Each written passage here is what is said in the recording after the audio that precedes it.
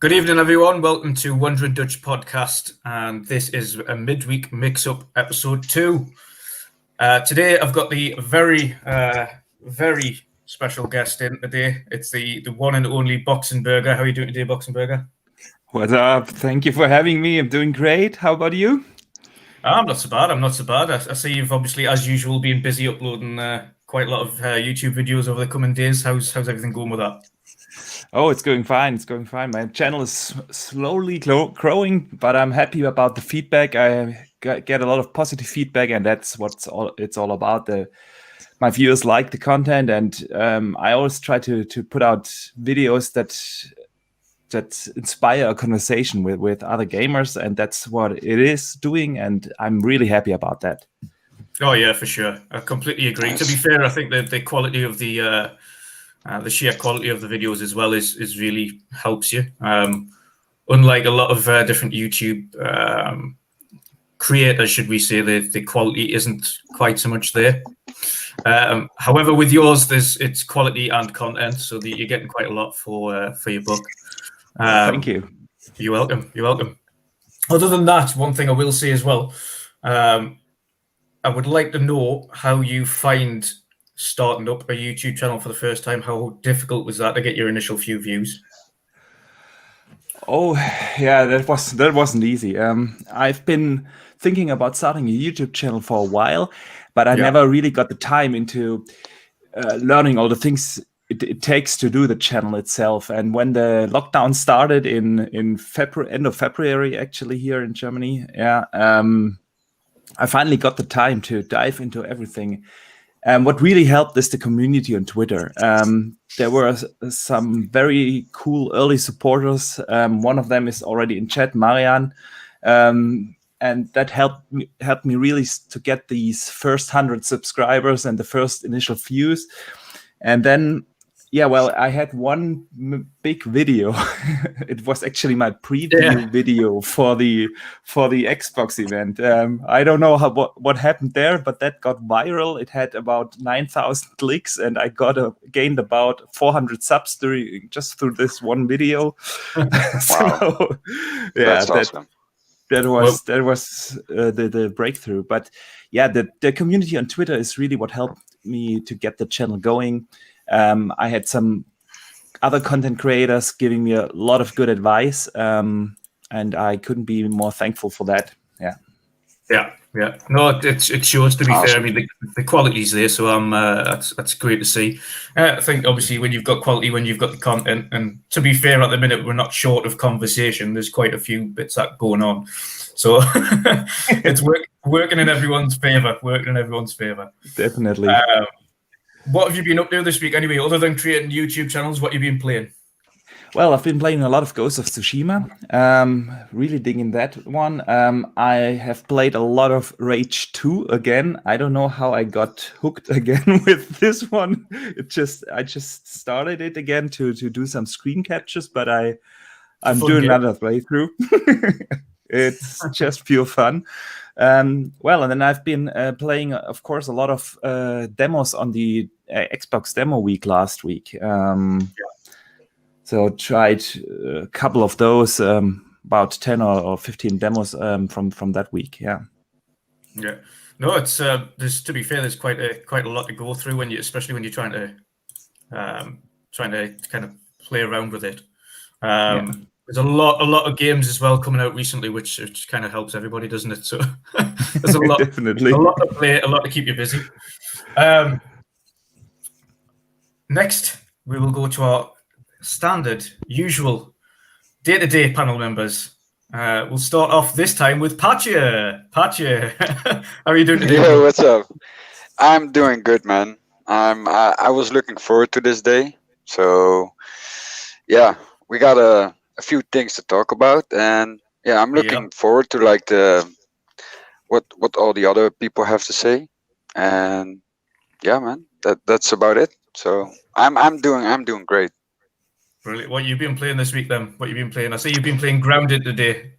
Yeah, exactly. I was waiting for the game. I played the demo a few weeks ago, and yesterday it came out, and yeah, it's it's really really awesome game to play. I really like it. It's challenging. I love like search different kind of areas and that kind of stuff. So yeah, man, it's better than I expected. Yeah, that always helps. Though. That always helps. Exactly. Another thing. What else kind of did you take away from this week's conversations on Twitter? Have you noticed anything that's kind of cropped up? I mean, since Grounded released, there hasn't really been much negative press against it. No, like a lot of people are really positive about the game, you know, and that's really good to see. Especially now it's a game preview. Yeah. So yeah, so like all the positive things that people are saying, that's a good one. Yeah, so I think if this game goes how it does now, it's gonna be bigger. Yeah, for sure. Oh, for sure. Yeah, 100% agree on that. 100% agree. Any other games you've been playing this week? What have you been up to aside from playing Grounded? Yeah, I always play PUBG, as you guys know. So that's that's the main game that I. It's just before you have breakfast, before you have coffee, anything. He starts at 3 a.m. in the morning. He starts.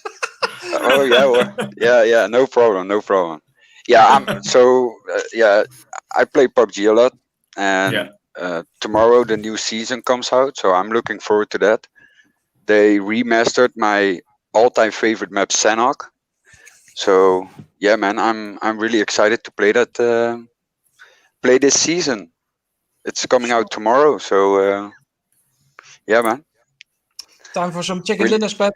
Yeah, exactly. Time to get some chicken dinners. So yeah, that's what I've been playing the last couple of weeks. Happy days. Go on then. Next, we will move on, and our next standard usual panel member, our other Dutch brother, Forza Erwin. How are you doing? I'm doing well, mate. I'm doing well. I hope you're good too. Nice to see you all back in the panel. It was also looking very much forward to this show. Last show I really enjoyed a lot. Appreciate all the guys that are in the chat as well now again. So that's really nice. What I've been playing, I'm having holiday now at the moment, so I'm spending a lot of time with my family as well. But I'm playing The Last of Us 2 quite a bit, and I'm enjoying it a lot, man. It's such a good game. It's scary at times. Every time when you think it's gonna be a little bit boring, something's happening. Different kind of enemies, different kind of locations. The story is good. The graphics are good. Movement, the animations. I'm in love with the game. Yes. So far, so good. Yeah. So you're not in the side where all the controversy happened about some of the story choices. You're happy with it. Yeah. So I had now two flashbacks. I'm not trying to spoil too much, but I had now two flashbacks. And I encounter now a group of enemies also that are, how do you say it, whispering or whistling. But that's really great. Sometimes I really got scared and I'm really like, whoa, what the hell, what happened? And yeah, I'm totally in it. I like it a lot. Yeah. And I played a little bit of Gran Turismo as well, but not so much. Happy days. Are you going to be jumping into Ghost of Tsushima or? Yeah, so first I want to finish The Last of Us 2 because I want to be in the story and totally be in that, and then finish it up. And then when I finish it, I'm gonna buy Ghost of Tsushima, and then also I wanna buy F1 2020 because that's a very good game as well. From what I see on YouTube, the reviews, everybody's excited. You can have your own team participating in the F1 season, so I'm really looking forward to start that as well and play with my wheel. Happy days. Outside the game, have you been up to much? How's your week been? Yeah, good. I'm having a holiday. My son went to the hospital again because he broke his leg like 2 months ago. We went to the doctor. Everything is okay now, so he's fully recovered. Fully. It's maybe too early to tell, but there's nothing crazy going on, and he can play. He can ride on a step and run and do crazy Did I things. see him go-karting the other That's day? good to hear. Yes, yeah, I want to go karting as well, but it's a little bit. He's a little bit too small for that. Happy days, happy days. Last but not least, our British brother, Shomberlon. How you doing, brother? Yeah, I'm good. Well, happy days. What you been up to this week then? What you been playing?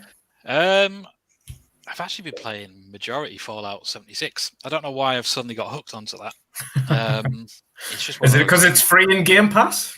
I had it before then. The guy I game share with, he's a huge Fallout, so he got it, and obviously he comes on every now and then, but it has its issues. But for some reason, I'm pretty deep into it at the moment. For some reason, I'm getting to that point where I'm getting a little bit kind of like getting a bit tired of it now. So probably it's starting to get a little bit repetitive. Yeah. It's one of those games, though, especially one of those kind of living games where it's kind of continuously progressing, where you don't necessarily have to keep track of it. You can jump in and out, kind of. Yeah, I've just been more kind of jumping on, doing the dailies and weeklies, and then just darting about on it. But I'm getting to the point where I'm getting tired. I'm getting a little bit bored because I'm at end game stuff. There's not really much to do anymore. So I'm getting a little bit bored of that. I gave I don't know how to pronounce it. Is it Carrion? Yeah. From Game Pass. I had a quick go at that. I haven't had too much time. That's quite fun. It is. It's weird, isn't it? Yeah, it's a little bit weird. It took me a little bit to get my head around the controls as well. Yeah. It did. Well, especially when you start getting a few more abilities together, and then you don't know how to then go back to an old ability to use that. You have to kind of shed yourself to be able to use old abilities, and then eat yourself back up again to use your new abilities. Yeah, it's a little bit grim, but it's a fun game. It's a fun game. I'm not digging the. I've got 17 gamer score on it. I absolutely hate odd number gamer scores on games. Irritates me. That's the one thing. It's kind of like should be forbidden. Irritating. Yeah. I noticed one of the first ones I got was a 2G gamer score. I was like, are you kidding me? Not this again. I haven't done this since like 360 days where they give you 1G for an achievement. I was like, oh, not again. But swiftly followed by an achievement for 8G. So I was like, right, that's all right. Just stay like that. No more. Do you have that with your bank account as well, Andrew, or not? My bank account? Yeah. I wish. Do you have the same problem? Yeah. Money just disappears, just flies out of it. God, boom. Dear God, I wish it did the opposite, where it filled up and I could just increase it by playing games. Yes. Oh yeah. That'd be nice. Oh dear me. First, we'll get into some kind of news for the week. Primarily, the first thing kind of we'll cover is before we get into the actual thoughts and kind of progress from the show. And we'll kind of follow up with some news that we've picked up following the show. Now, Erwin, I know you've been watching the Forza guys' recent kind of streams and updates and things since the event. Obviously, the trailer that we got for Forza 8 was like a minute long and barely showed anything apart from, look how nice and fancy this looks. Yeah. But what more information have you managed to gather from kind of recent info that's come out, recent streams and things like that they've done and whatnot since the event? Yeah. So what they do is they do a Forza monthly. So they do it every month. But then they have stories or news to tell about Forza Horizon and Forza Motorsport. And this time they had some news about the Series X updates as well. And that was about time because in the showcase they told a little bit, Matt Doody, that Forza Horizon 4 is going to be updated as well for the Series X, but didn't tell anything more. I think that's kind of strange because you want to see why you want to buy a Series X, what advantages does it have compared to the One X. So I tweeted that actually also about that I want to see some differences. And I don't know if they listened, probably not. That it was probably the plan anyway. But in the Forza Monthly, they had some news to tell about Forza Horizon 4. It's going to be 4K 60, which is nice. It will have improved draw distances quite dramatically, from what I understood. Shadow quality is going to be better. Particle effects. It's going to run PC ultra settings. That's the easiest way to explain. And also the loading times, which can be quite long on Forza Horizon because it's a big map. It can be quite long when the game loads or when you want to do other stuff. That is going to be improved massively as well to only a couple seconds. So that is actually quite good news for Forza Horizon. It already looks very beautiful on the current systems, and I cannot wait to see how it is on the Series X because, as you know, I like to take pictures in Forza Horizon. And you as well, Andrew. But man, I cannot wait to take pictures when it's having the PC Ultra settings on the Series X. So we finally get some info. We still don't have any pictures or whatever that we can compare to. Maybe they will show more closely to launch. And as concerning for Forza Motorsport, when Chris Asaki, that's the creative director on the next Motorsport series, I think he's now a little bit more over a year within the studio. He's the creative director, and when he's coming on the show, you know that he's going to tell something interesting. I really have the idea and the feeling that he understands what the community wants. You saw already with Forza 7 that they updated it with Forza race regulations. They supported the game very long. And you see that when he is on board, things are happening. He was on the show on the Forza Monthly, and he had some things to explain. And I think that was also regarding a little bit why they say it's early in development. They did a complete foundation overhaul on the Forza engine and the development tools. All the new tools and tech that help them create context like tracks and cars much faster and more efficient than they were ever before. So that's quite promising, but all that work takes a lot of time. They are working now 2 or 3 years on the game, but it's going to be a complete reboot of Forza Motorsport. And they actually, he said you can see it in the logo also. The Forza logo is the same, but Motorsport is being addressed now with the M that has some kind of stripes in it and a couple other letters. And why is that? Because it's going to be the most Motorsport title that they created. So it's Motorsport. It's going to be the most Motorsport the Motorsport team created. That is actually very good. I think a lot of fans like me and other guys are wanting to see that on the series. So that's great. They're going to do a complete physics overhaul. Fantastic news, actually. Happy days. So it's completely. To be fair, there's a lot of information come off the back of it, and it is a ground up rework. As we thought, kind of as soon as we seen them drop the 8, you could kind of tell that they were going for more of a reboot of the series than anything else. Yeah. Do you feel then on the back of the Motorsport, or at least the Forza reboot as a whole, maybe it's because it come up to like the 8th iteration? Do you think they'll potentially do the same for the Horizon going into the next gen, that they'll reboot the series a bit? It's a good question. I have the feeling they will. And I also have the feeling that they will use it more as iRacing. You know, iRacing, the game that it's a constant game that's going to be constantly updated. You can buy new cars, new tracks. They completely overhauled the physics also a while ago.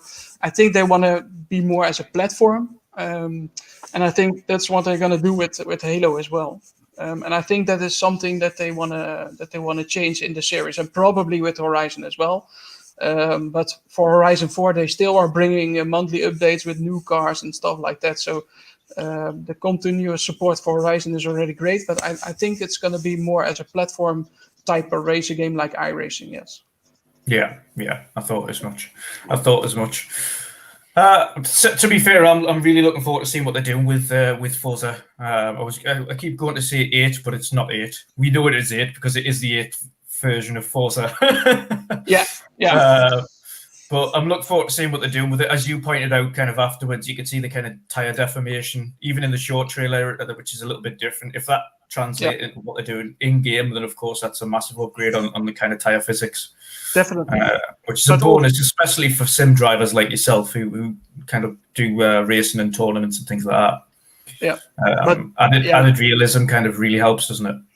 Yeah, it needs to be a let's say, Gran Turismo is very good at that. It's like simcade, so it's a little bit of simulation and a little bit of arcade feeling, and that balance is very nice. But I think they need to improve the physics a lot, especially when I'm playing on a wheel. With my Fanatec wheel, I am like 5 seconds of the top 10 in Forza, and with Gran Turismo, I'm within 1 hour. I'm 1 second from the number 1 spot, and that's so different because you can feel the car more, the feeling on the road. You can be more on the limit quite faster than I can do with Forza, or I ever will with Forza. It's just on a wheel, it sucks. It's not good at all. It's really, they try to improve it. Every time they try to improve it, they come with another updates. I spent hours and hours tuning it, and I hope they take the feedback and they will improve. But like I said, with Chris Saki on the team, I have full faith in that guy, and like he understands what is needed to go back where motorsport was being born, and I think he will do the job. Yeah. Well, I agree with you on the race and wheel thing on Forza. That's one of the majority reasons I got rid of my wheel. Was mainly I don't race on GT. I was going to pick it up actually on PlayStation the other day because it's only something like £11 on the store, so it's not much. And there's no real difference between that one and the kind of what they class as the Ultimate Edition. The only thing I didn't like was that all of the cars were like sold separately at like £2 each. Yes. Which is, I think that's a bit of a strange way to do it instead of selling them in packs. If it was selling them in packs, it's a bit better. I mean, Forza do it. You can get the car pass. Yes. I don't understand why GT don't sell car passes if you're going to do it. I know they've got something like 200 cars already in the game, but especially when there's that many cars keep coming out, you really want to be able to get them as a bulk, not like £2, £2. Yes and no, because in Forza sometimes you have those packs where you get 10 cars. And maybe 5 or 7 cars are SUVs or some other stuff that you never want to drive, like limousines and stuff like that in a motorsport game. So it's actually the idea to buy them independently, and also the cars independently are so good that actually I like to pay independently for each car. You see, Forza, I think Forza used to do that. They used to sell them as a pack, but if you wanted one, you could buy one. Yeah. I think that's potentially what they might kind of, or at least they should look at doing for GT for the next iteration is be able to sell them as a pack. But if you only want one out of that pack, then buy it separately. I think that would be a good idea. Yeah, and also I was going to ask your recommendation whether or not it is actually worth picking up at £11 now. 100%. 100%. I played it on the controller not so long ago with Barry D, who's in the chat also.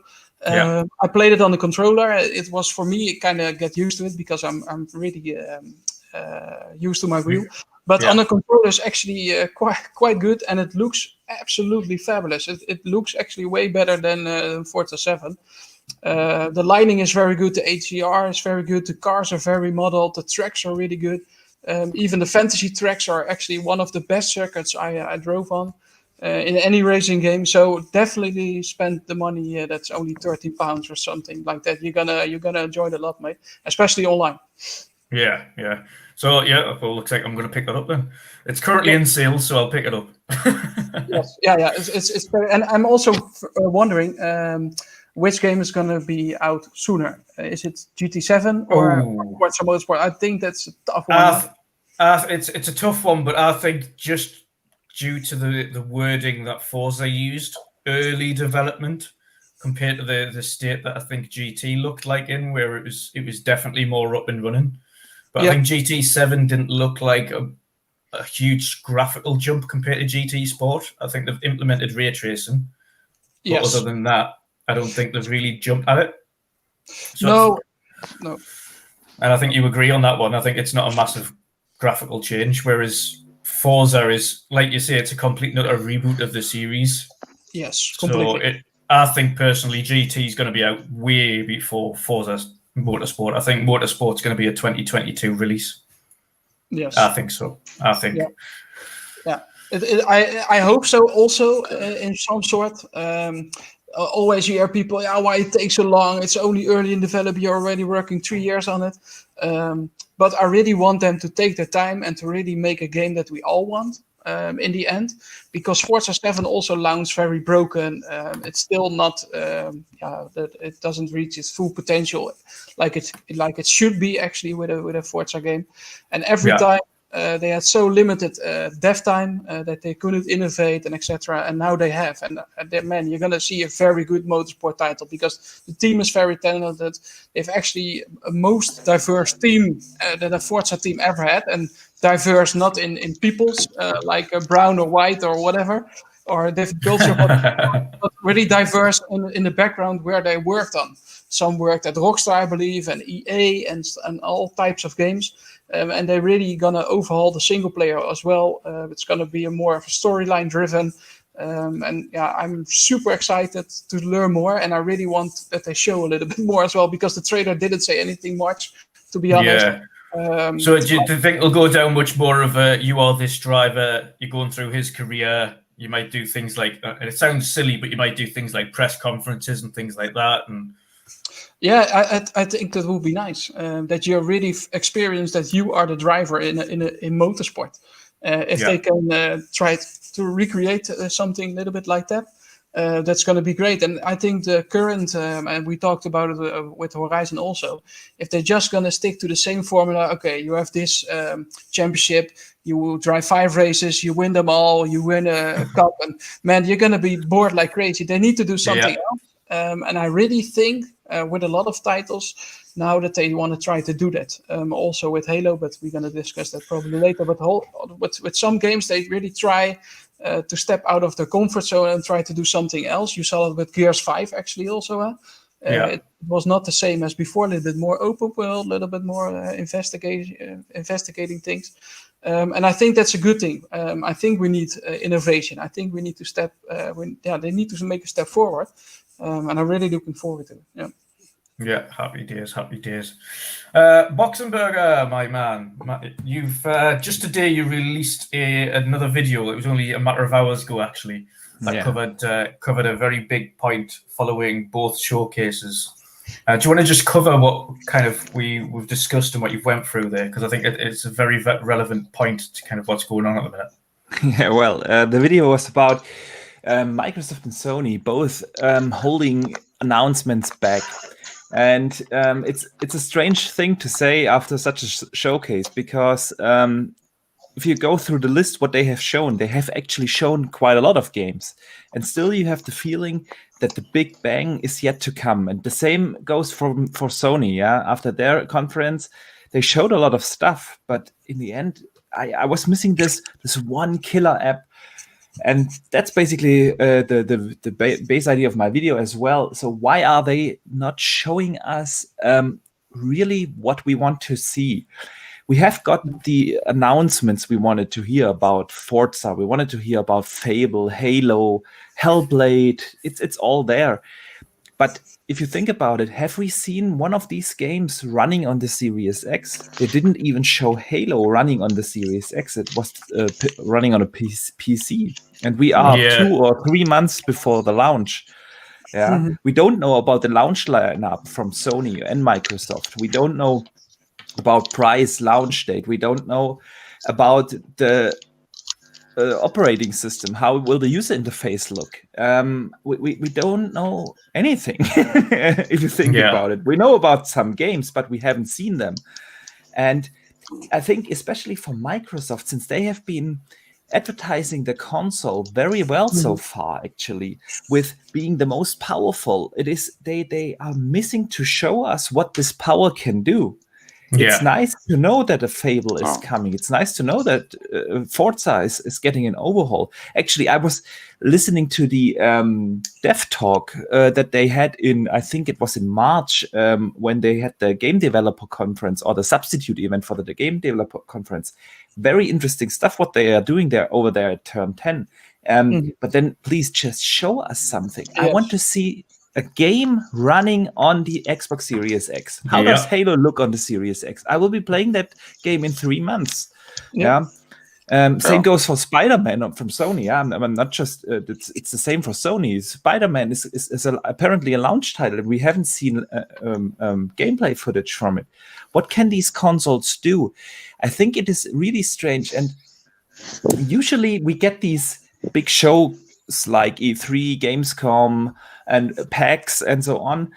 And of course, they have to announce the games early and show them, because during E3, they have to give the controller into the hands of media outlets and influencers and whoever attends E3.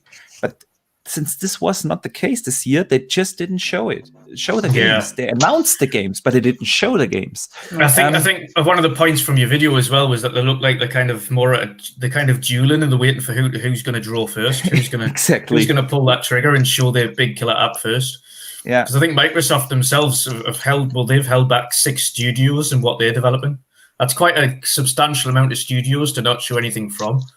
And the same with Sony, when they came to actually showing off the titles, both sides had titles that were showing at their showcases that we didn't expect to see. That was a nice surprise, but it wasn't like a killer app. So we didn't expect to see Horizon Zero 2 so soon. I know it's been a few years, but at the same time, we didn't expect really to see it.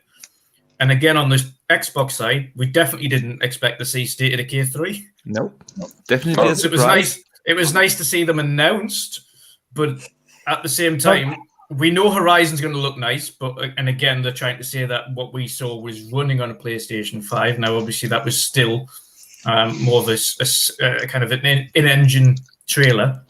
Yeah, we know Horizon. Demo, but we do know Horizon looks pretty anyway, so I've got no doubt that is going to look not far off what we saw, if not quite close to what we saw there. State of Decay 3 is a little bit more of a mystery because we don't know what route they're taking. Are they going to stick to the same formula, or are they going to go down a little bit more of a first-person survivor route where people can jump in? Don't know. But the difference was also that with the PlayStation show, also that they didn't show much gameplay. Everything that they showed was running on a PS5. Everything was in the show from Xbox was running on a goddamn PC. And even maybe on a medium PC also with Halo. Yeah. So, and also what I heard, or what I it was me when I recorded all the footage on my PC. So what I also read somewhere, I don't know where anymore, but I also saw that there was a closed door session with Crossfire X, but the team Remedy is working on the single player, and they actually the closed or behind the door session with press that they were running on a 1X, not even a Series X. They were running the game on a 1X. So with closed doors. I didn't know that. That is crazy. I mean, the consoles are supposed to come out in 3 months. Yeah, I don't get it as well. It's crazy. And every time they hype up the console, like this is the powerful console that we have, the SSD with the velocity, stuff like that. They didn't show anything about that, and I think that's also where the problem is, that you cannot convince people to move over to your console when you don't see a clear difference why they want to choose for your console. It's going on the back of that as well. The interview I had with Joe from Escape Studio the other day for Song of Iron, I asked him about the Series X, and because his game is coming out on Series X, naturally I asked, all right, brilliant. So it's coming out on Series X. So have you had the chance to actually try it out and develop on the Series X? Do you have a dev kit? His answer to that was a no. I don't have a dev kit. I don't. The other studio I work for has just got a dev kit, but I haven't had the chance to use it yet. I said, okay, then do you know what rough specs you're going to be working on for? Or at least working with for the Series X, to know kind of what thresholds you need to aim for to get your great game running on it. He was like, "Yeah, a rough idea."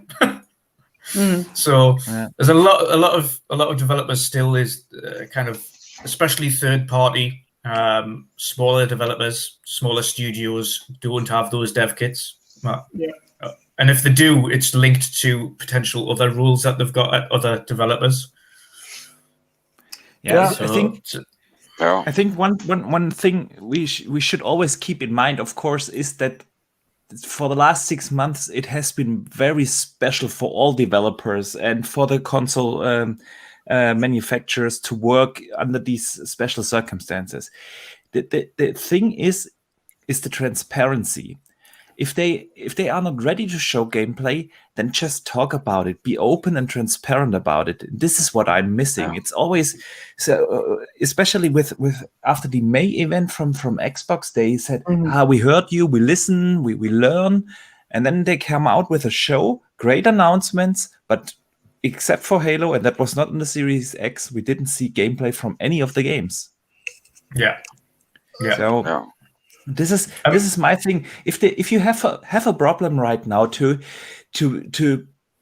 show gameplay for whatever reason, then be open. I think about but it. Same with Halo also. If they say it was an old build and mention that it is PC, mention it on screen while you show it. Mention exactly. It's a PC. It's still an alpha version or whatever. Yes. But now you get so much trouble afterwards. People are having doubts. Is it going to look like this? This is your show where you need to show off, and they completely. They completely misfired on this, in my opinion. Just mention it on screen, be open, and don't let people make up stories their own. You have a story to tell. You decide what you want to bring out or not, and don't let the people make the story. Exactly. Control the narrative yourself. Yes. This is the important thing here. It is a bit of a straight. Both companies have kind of missed the point. Really, they've both shown trailers, and none of them have really shown, other than Ratchet and Clank. None of them have shown what the actual console can do. I think the closest Xbox have come to it has been the Medium, which is only available on Xbox Series X. The only one that has come out and said it can't be done, and that's the only game as well that I can understand why, because you're generating two worlds at the same time and simultaneously. Yep. I think there's a misconception with next gen, though. I think a lot of people in their mind have the graphical fidelity being just out of this world. Like the game that opened up the June. Was it the June event or May event? The May event. Yeah, May event. Yeah. Bright Memory Infinite. Yeah. I think everybody has that kind of graphical fidelity in their mind for every single game. Yeah. And it's simply not going to be that case. So I think when you set your expectation to be that, and then it's not that, everything will automatically, in the world we live in, it's either a 10 or a 1. But from a Halo, we expect it. Halo 5 looks even better, man. I think Halo 5. Halo 5 is nice. It's a good-looking game. Yeah, it's a very good-looking game. I mean, the story is but the game is, you'd expect at a minimum Infinite to be on par with Halo 5. But again, like you said, it's an early build. But we'll see. It's one of those things we'll never know until reviews go out. Yeah, also unless they show an updated version. Yes, and I think that there's some trouble along the way in development as well. You heard that already a while ago when the creative director also left, like a year ago or something more. Those are not good signs. They changed to an own engine, right? They created their own. That's probably not flawless as well. So I think there's some struggle along the way, and that's okay. Yeah? I mean, every game has some trouble in development. That's totally fine. But be honest about it. Communicate with your community about it. This is such a big game for the gaming community, for Microsoft as a platform, that they need to be open and honest. And like Boxenberger said, you drive the narrative. You make the narrative, and don't let people make up stories and cut one frame with correct the Shrek, and then make it a meme. You look like a fool, and that's a shame. That Halo deserves better. Yeah, especially after this year, because this year I thought Microsoft did an excellent job in marketing. I always said the biggest problem for Microsoft is their marketing department, and they really stepped up their game when how they announced the console, how they presented the hardware specs with the hands-on experience from Digital Foundry and Austin Evans. This was so well done and well laid out, and now when it came to the announcements of games, they took a step back again, and this is very unfortunate. This is a missed opportunity for Microsoft, and you only get one chance for a first impression, and that impression is out now. I hope that they, when they will show the multiplayer, because they will show that before the launch, they need to knock it out of the park.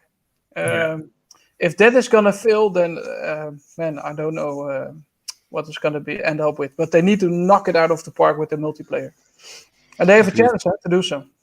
I think themselves in a corner though. I know Phil Spencer said that any game can be pushed back. No game is too big to be pushed back. But they've also had the narrative that it's the first, bar the original Halo, it's the first time Halo's launching with the console, and they're putting a big emphasis on that. Yes. So if there is some problems with the game, it's what do they do? Do they go back on there? We're launching with this. Because if it is in this rough state and it's not progressed too far, then I think they should push it back to early spring or something. Yeah, and also no ray tracing at launch. I mean, Microsoft or Xbox promoted the console with ray tracing and powerful stuff like that, and then you don't launch your big blockbuster title with ray tracing. You didn't see anything about ray tracing on the showcase. Nothing. No. Nothing. No. Yeah. So that's one of the big things that people are also waiting for on the Series X. The difference that it will have with the gaming, nothing. You didn't see anything about that, and that's pretty hard, like for the community, because a lot of people are waiting for that. So yeah, you want a next gen experience. I'm curious. Yeah, exactly. And also when they also tell the example from Forza Horizon 4 with the loading times, show it. I mean, it's easy. Just show it how fast it loads from a menu to the game. Just show it. People freak out if it's only a couple seconds. But why cannot they show it already? For sure they can. Just do it. Promote your console and promote that people want to buy a Series X over a One X, because I am actually in doubt if I need a Series X already. I love the console. I love the brand. I'm really big fan, etc. But for now, if I'm honest to myself, I don't see a big reason to buy a Series X. Besides, probably the loading times will be better. But besides that, I don't see a real reason to get one, guys, because we don't know. Yeah, that's a problem on both sides. There's especially at the launch. True. And PlayStation have got more riding on it. Xbox don't care whether or not you stick with your One X, your Series X, play it on PC or xCloud. They don't care. They don't care at all. PlayStation have already came out and publicly said, we want you to see a definitive change between this gen and next gen. We want you to buy our console next gen. We want the quickest transition for player base from PlayStation 4 to PlayStation 5 in history. Have they shown something that's definitively next gen yet? No. Okay, I can argue no. They've also got nothing in terms of launch lineup that is going to want you to jump over immediately at launch. Yep. Spider-Man's a good game, but is it going to ship 120 million consoles? No. The game shipped 13 million in its lifespans or something so far? Yeah. Yep. No, the same though. What we said, I would also apply that for Sony. Sorry. Welcome back.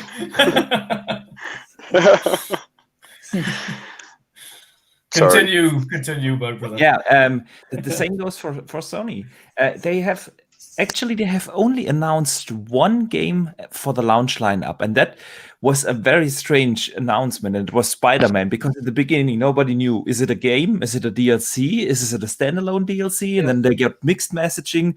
PlayStation tweeted out it's going to be a DLC. Then Insomniac came out and said it's standalone. Then the whole 30 versus 60 FPS, it took them more than a month to clarify that the game is running at 60 FPS. And this is also some sort of disconnect in between the fans and the community, and that is really strange to me. And I have no idea what else will be in the launch lineup for a console I should buy in 3 months now.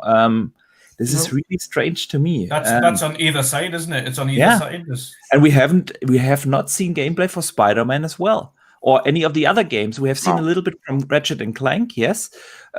Although I must admit, it looked cool. I'm a big Ratchet and Clank fan, but the game itself looked actually like the Ratchet and Clank version we have right now on PS4, except that they are doing these transitions with the rifts and so on that requires an SSD. But I mean, it doesn't. If you theoretically hide that on a mechanical disk drive, those changes from planet to planet or universe to universe could just be small loading screens.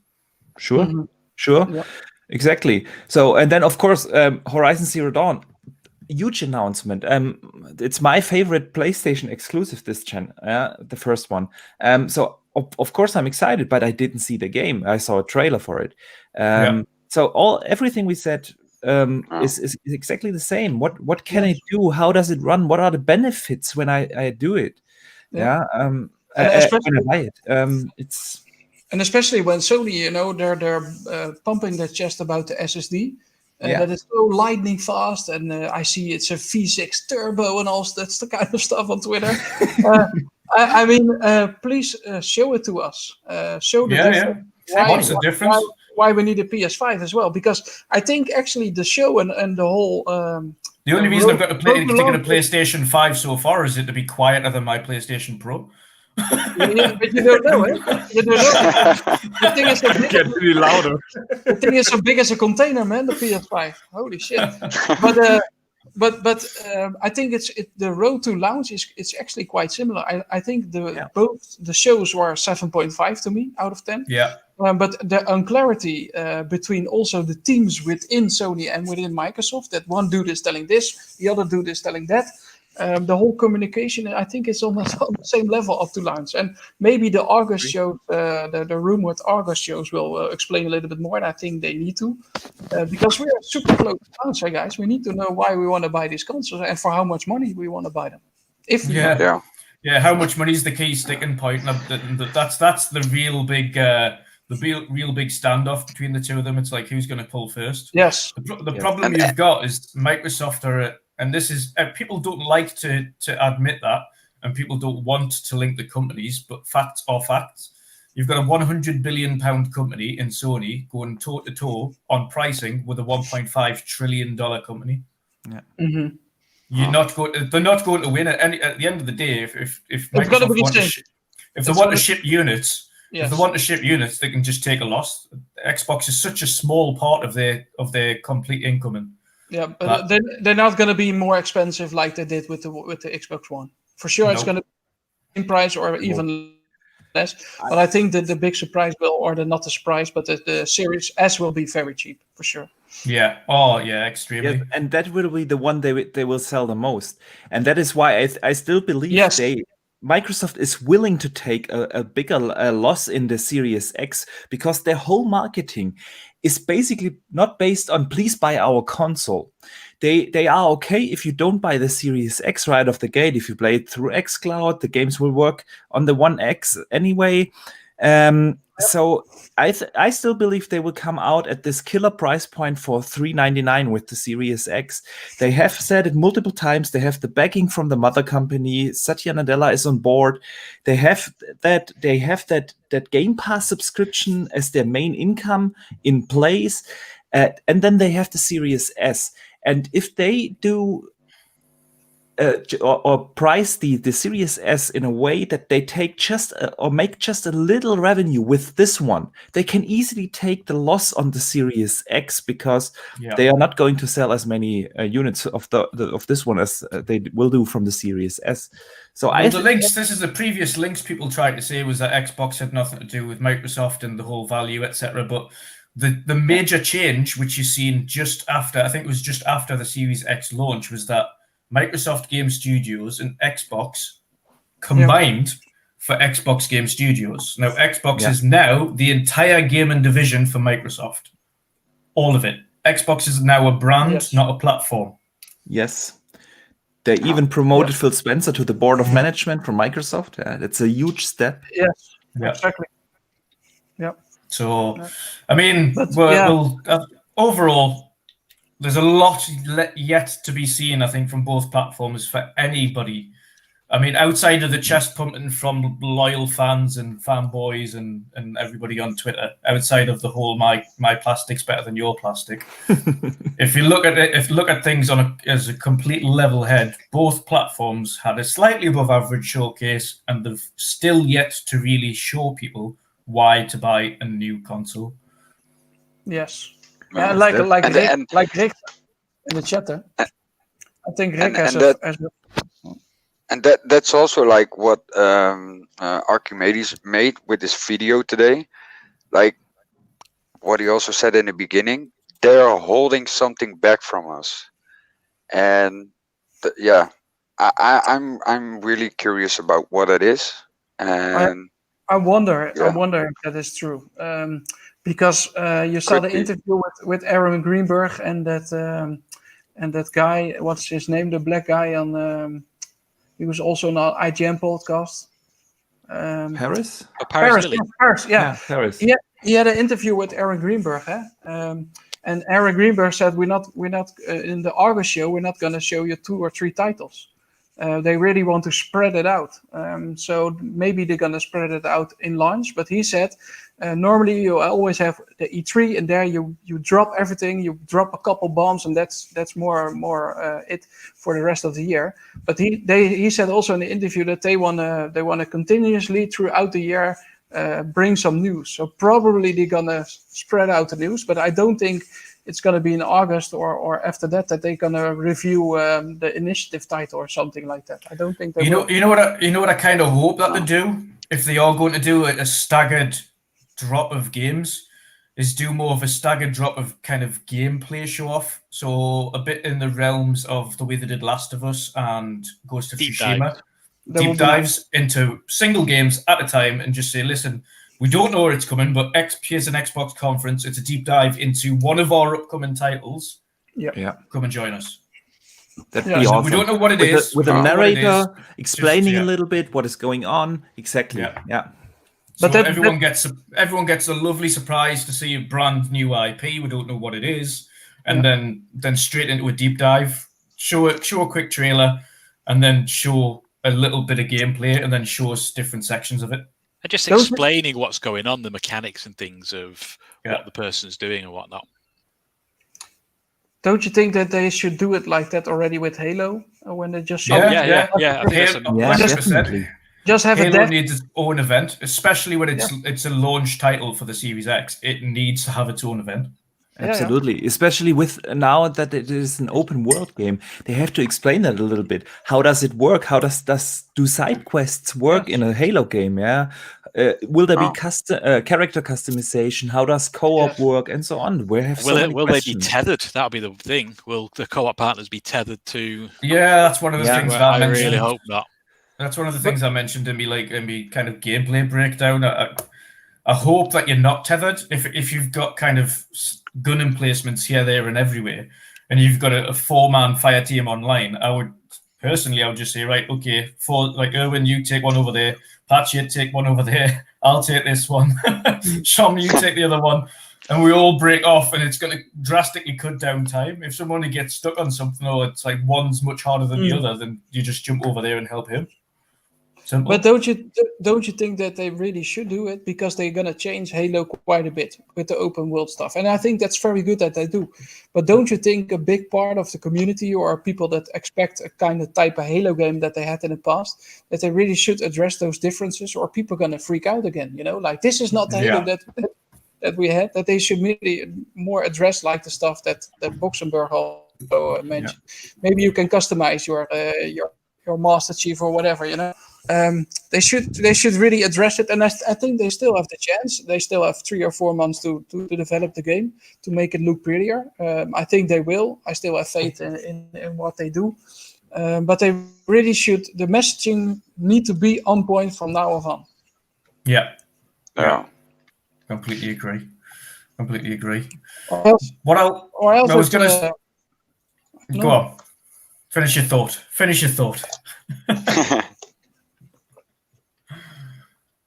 No, go for it. Or else I don't know what happened with launch. I think it's so they did, like Boxenberger also said. If you compare what they did in 2013, if you compare it what they did now, it's already so much better. And we're still complaining. Of course, that's what gamers do. We always want better. I think we need to also be very happy with what they've shown. They should have been a roadmap that we wanted. Yes. So I think it's very they are Fable. We want to simple, of course, but they actually announced it. State of Decay, we didn't expect they announced it. So we get a little bit of a roadmap of what they're working on, and I think we should be happy about it as well. Yeah. Yeah, I completely agree. Let's switch it up and go for a bit of a positive note. We're still on the topic of the Xbox showcase, of course, but we'll go into. I think we'll start with Archimedes. What is your highlight of the showcase? Then, what is your big stick out point? Your favorite title? Your favorite game shown? Avowed. I was really happy that Obsidian showed that game. I'm a huge Skyrim fan. It has been rumored up front that they are working on a Skyrim-like game. I was hoping they would show it, but I didn't expect it, to be honest. Even though I put it in my preview video, but it was really a hope, and they delivered. It is a Skyrim-like game. It is. It looks. It gives us exactly the vibe I wanted to see, and considering how good the Outer Worlds was last year, I'm absolutely certain that they will deliver a fantastic game there, and I can't wait to learn more about that game. Well, they've got the pedigree there, haven't they?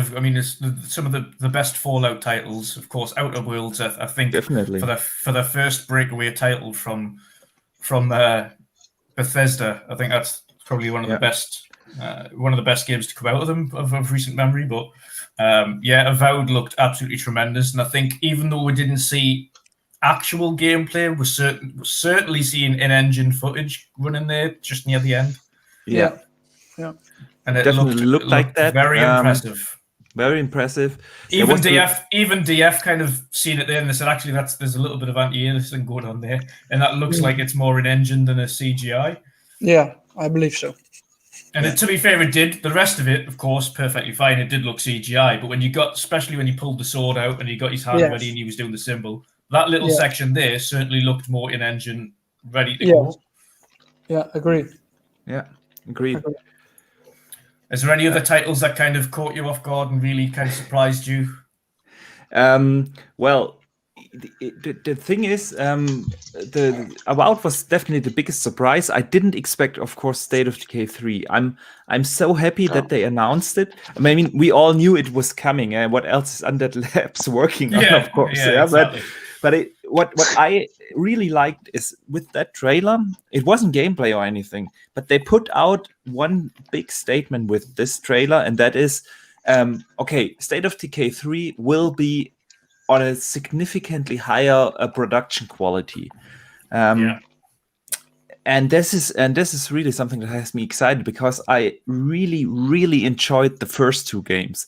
I spent hundreds of hours in State of Decay 2. This is such an addicting game, but of course it was a little rough around the edges. That it wasn't a technical masterpiece, but a very fun game, and I'm happy to see that they are stepping up the game with the Microsoft funding now, and I can't wait to learn more. And then, of course, Fable. Yeah, I mean, the worst kept secret in the business. It's finally out.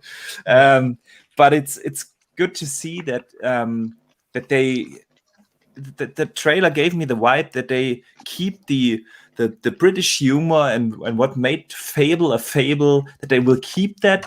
But I also hope that Playground will give them their own touch to that franchise. Yeah. Yeah, that definitely stood out to me. And then there was it is not a first party, but I was really surprised about Crossfire X, how good that looked.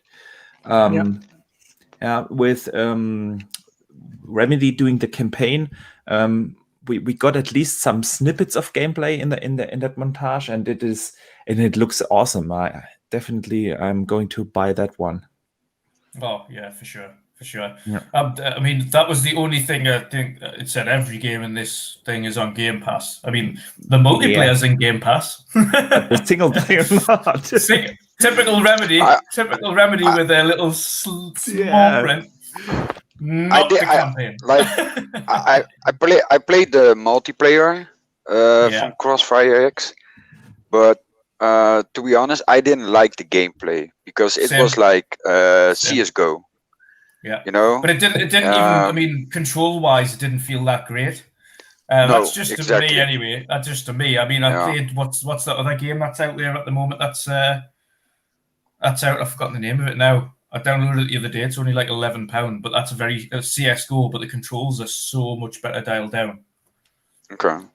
I'll have to look it up. It's such a good game. But there's also the benefit of cross. Yeah, exactly. The benefit of the single player is that it's Remedy doing it, and the gunplay from Remedy and the controls from Remedy, especially obviously we've seen the gunplay in the Xbox exclusive that they brought out at the beginning of the gen. That was perfectly fine. Yeah, Quantum Break gunplay, that was fine. I like single player experience is good. Great. Yeah, really good story. That's a pretty good game. Yeah.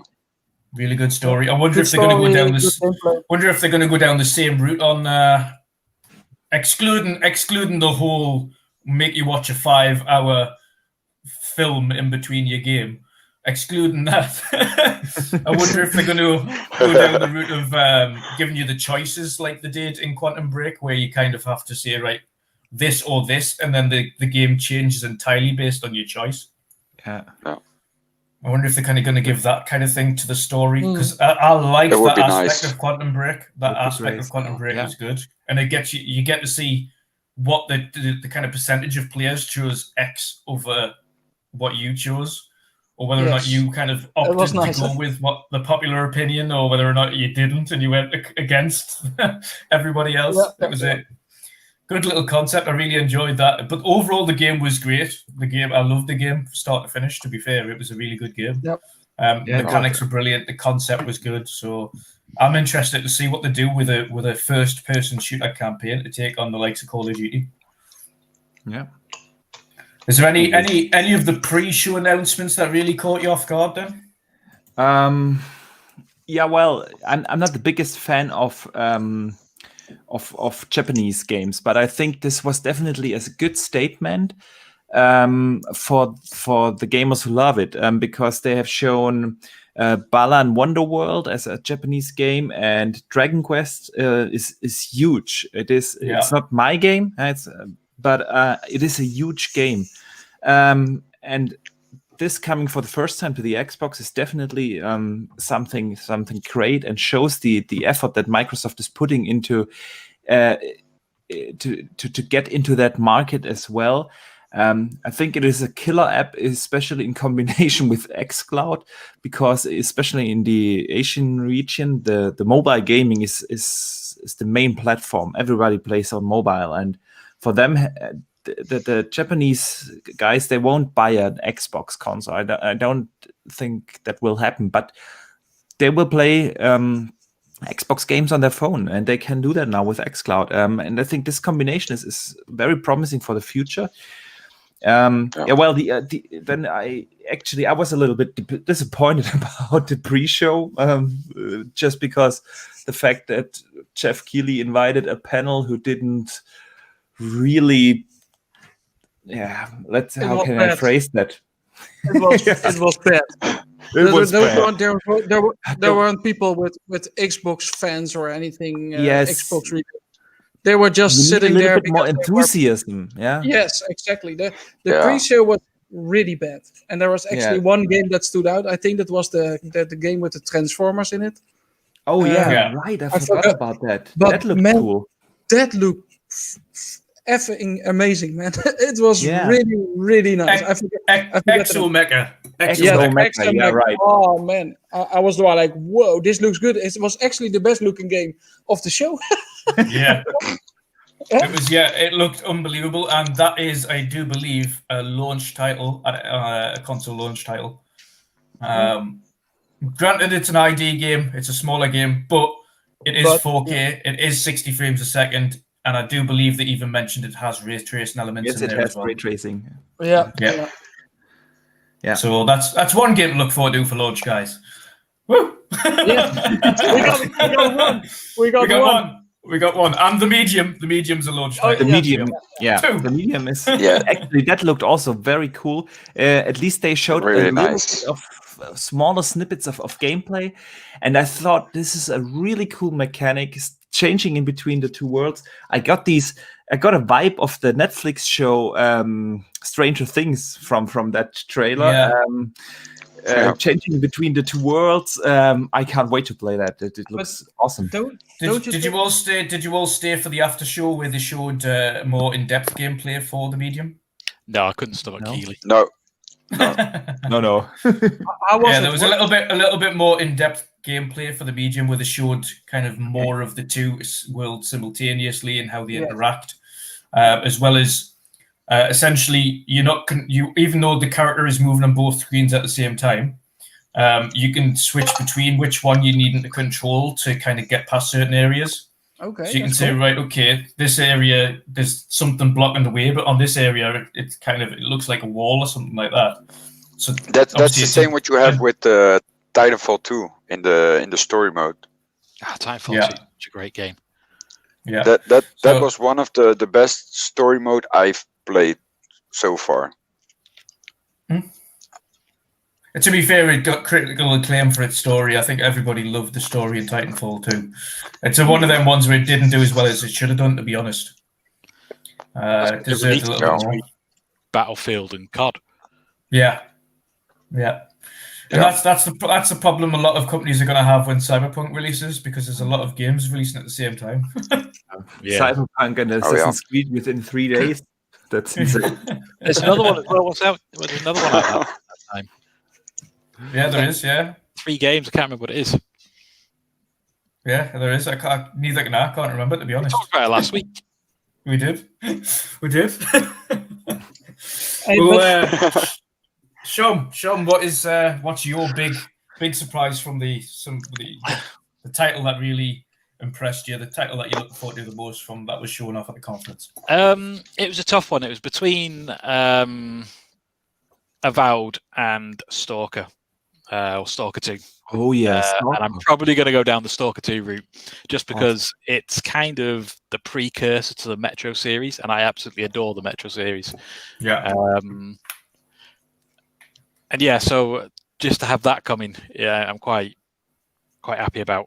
So that's the one that I was kind of like, ooh, especially again, people complain about it, this being a conference of Game Pass, but as a Game Pass subscriber, that's brilliant. Great. Everything I see, I'm not paying any extra. Why people complain about Game Pass? It's the best bargain you can get, and only PlayStation guys complain about Game Pass. Come on, let's be honest. No, I've seen some Xbox people do it. Yeah, me too. They'd rather own their games, but then they'll go. You can buy them. I mean, you still have the option to buy them. What the hell? I don't see the problem. If people act as if you have to subscribe to Game Pass or you cannot get the game in any way, shape, or form. No. Yeah, you can buy them physically, you can buy them digitally, and you can play them on Game Pass.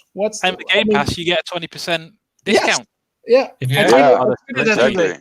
There's literally no negative to Game Pass, but people like to spin it that way. They're like, "Oh, devs are losing money." If people love the game, people will buy it because I will probably buy Stalker because I can't imagine that being permanently in Game Pass. Whereas like Microsoft Studio stuff, I never have to worry about buying because it's always going to be there. But things like Stalker, I would definitely buy because it'll be a game that I'll end up going back to. I still think if you play the Metro Redux, they're old. They're 360 games, but the Redux, they're really good-looking games. Oh yeah. I've got them all. I got them before Exodus come out, specifically to get used to the game before I jumped into Exodus. And they were kind of like, how people go, oh well, Crysis run on your PC. That's what Metro was on PC. It used on the PC max settings. Yeah. It's a beautiful game. The first Metro. They all are. Metro Exodus, awesome. It looked on the One, even on the One X. Amazing. I would love Microsoft to buy that studio, that team. Oh yeah. Give them carte blanche at whatever they wanted to do. That'd be a great addition. Let them make Halo then. I think 343 need to probably step back after this Halo and look at create something. Just have a breather. Well, they've said themselves that this is the kind of the definitive. I don't know whether or not the class in it is the definitive end, but this is the last Halo for quite a long amount of time. Well, they're talking about it being like a living thing, is it? So they just keep adding to it. Surely you don't need the full weight of the studio behind. Exactly. Once it's up and running, once it's up and running, you can then just get teams Have a smaller team, yeah. creating missions and side quests and whatnot. Will it be like Destiny, more or less? Because if you see how much of the team plays Destiny, even Phil Spencer is addicted to Destiny, don't you think it will be more of the route of Destiny 2? What do you think? Yeah, I think it'll be like that. Yeah, 100%. And they can easily do it because they can easily just throw a new boss in there somewhere and have him as the new enemy, and you go and have to go and tackle him. Yeah, you part of the ring open up, or a different ring, or just a different place. Yeah. So there's the possibilities are endless. Really, you've got an entire universe to expand upon. Yeah, so, and a very rich lore. Yeah. They've just got to all they've got to do is just handle it the right way, because if they do it if they do it in a Destiny, especially the initial years of Destiny where it kind of went well and then it went ridiculous and quite a lot of people dropped off before Bungie got the reins back. As long as they do it right, they take care of the stories and they don't just throw in pointless like side quests and things like that. They actually make substantial additions to it, like actual substantial kind of add-ons or campaign expansions. I think that'll be a benefit. If they just bring out, okay, we've got a raid, or we've got like an additional firefights coming your way, or something like that. I think that's going to be a bit pointless. I think if they're going to go down the service route, then large expansions only. Mm-hmm.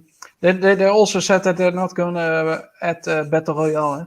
So they said the only BR we're going to do in the game is the Battle Rifle. Yeah, I see that. Like 2 years ago. I don't know why IGN have picked that up. Like, just for clicks. I remember them saying that years and years ago. Yeah, I think also when I saw some pictures that what's the name of the guy again who has been banned by Twitch, Dr. Disrespect. I remember him 2 years ago. He was at Studio D at Microsoft. And I think then when the rumors also started, and I think he also tweeted that Battle Royale mode on Halo would be freaking amazing. And I don't know how many thousands of likes he got on that particular tweet. But he said that Halo would be awesome for Battle Royale, but they said they're not going to do it. And I think that's a good thing, because the whole Battle Royale hype thing is a little bit going down also. So they need to do their own thing a little bit, and they have the chance to do so. Yeah, completely agree. So that drives you nicely onto Erwin then. Erwin, favorite of the show. What caught you by surprise the most? I think how good Everwild looked. I don't think it was really pre-rendered stuff. Maybe a little bit, yes, but still it looked freaking amazing. And I think it's more like a Pixar movie, sort of like. With Everwild, I heard they're still are looking into what they want to do with gameplay wise. So probably that game will be out not very soon as well. Probably 2 years if they still want to discover the gameplay mechanics. But it looked absolutely fabulous, and it's a world that I'm very interested in directly. So that really surprised me. And also I like the team at Rare. I think they have a rich history. I think they did very good with Sea of Thieves. So I think they're going to surprise us with Everwild. And of course, Forza Motorsport, the trailer. I was actually not so surprised that it will be there, but surprised that they didn't show more. So that was not so positive. And what else? Sure. Yeah, I think all the games that we talked about. Crossfire X I liked a lot. The Medium I liked a lot. But actually I liked Grounded actually also, because it was one of the games that was one of the best looking games of the show. That's maybe crazy to say. Maybe it's crazy to say, but if you look back, Grounded looks absolutely good. I didn't expect that so much on the show. But yeah, I was... I'm really mixed feelings on the show in itself. So I don't know, man. I'm a little bit hyped and I'm a little bit not. Yeah, fair enough. Patjeuh, what was your favorite of the show and potentially pre-show, depending on how much you caught? Grounded did it for me, because I was looking forward to the game. and actually playing this game since yesterday, yeah, that was one of the games that got me hyped. And of course, Hellblade 2. That game's. I watched that trailer like 10 times in a row, and it keeps giving me goosebumps. It's so crazy. It looks amazing. So yeah, and But it of wasn't on course, the yeah. show. It wasn't Huh? on the show. They didn't show anything on the show besides some stuff that they were shooting in Iceland. But they didn't show us any new gameplay or whatever. I think that was a big No, disappointment. yeah, it is a big disappointment that they didn't show gameplays from a lot of games, like what you said, Forza Motorsport. You know, that's one thing you want to see in a actual gameplay. You know, and that's also one game that I'm looking forward to because I don't play a lot of motorsports. I'm more of a Horizon series guy, but yeah, this time I'm thinking to pay more attention to the motorsport series because yeah, it looks pretty good for now what I saw. Yeah, that's about it. I don't know, like yeah, Medium as well, like the other guys also told. Medium is a game that looks pretty interesting. So yeah, that's about it. Other games, I don't know. It maybe I was too hyped about this showcase, but like a lot of people were, and then yeah, it was kind of disappointment for me. So okay.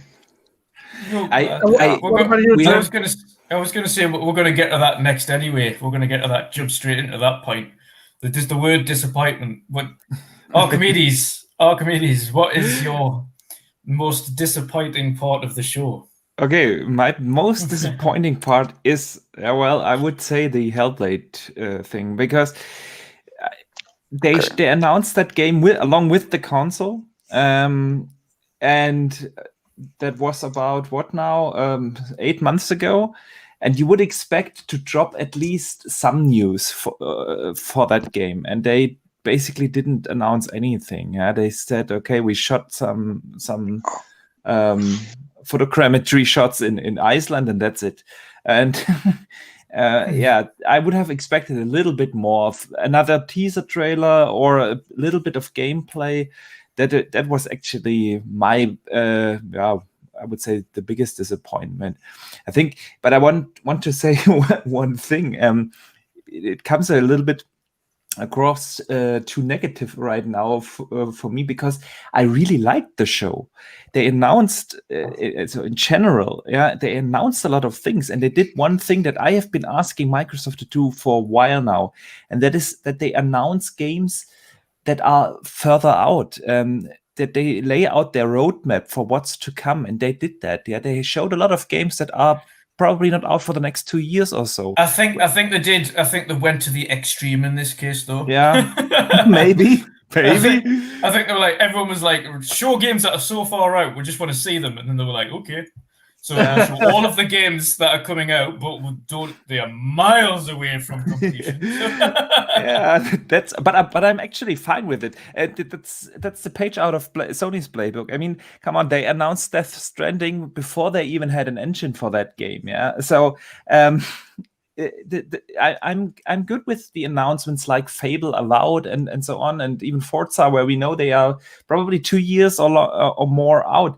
And I'm also cool that we do not get to see gameplay for those games, but show the gameplay for the games that are coming out within the next 6 to 12 months. Yeah. Yeah. Mm-hmm. So, Shom, biggest disappointment. Yeah, again for me, Hellblade.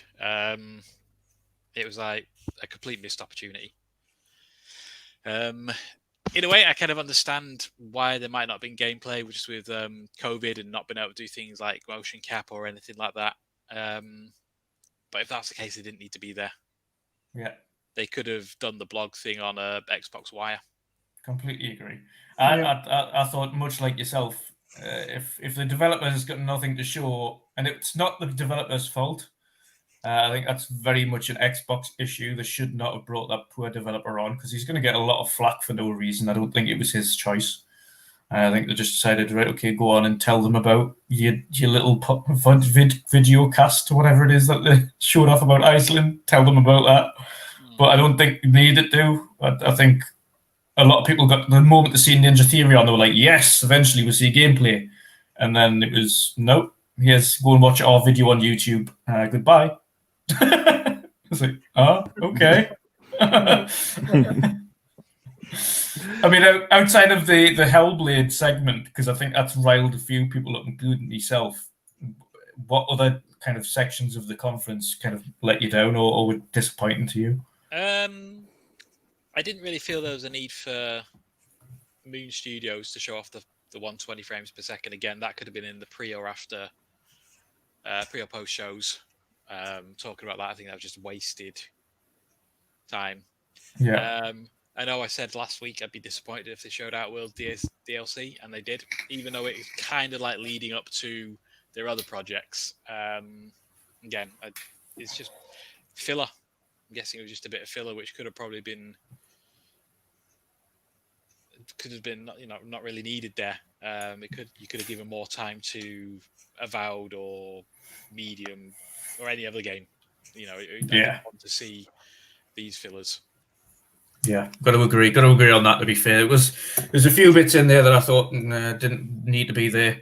I can understand that the Destiny part was the only part I can understand why they put that in, because that's quite a large coup for Game Pass. Yeah. And it's going to make me jump back in. That was quite a surprise for me to see, right, all of the expansions are going to be free, and the new expansion coming out is also going straight to Game Pass. That's such a big win for them, especially the relationship with Bungie.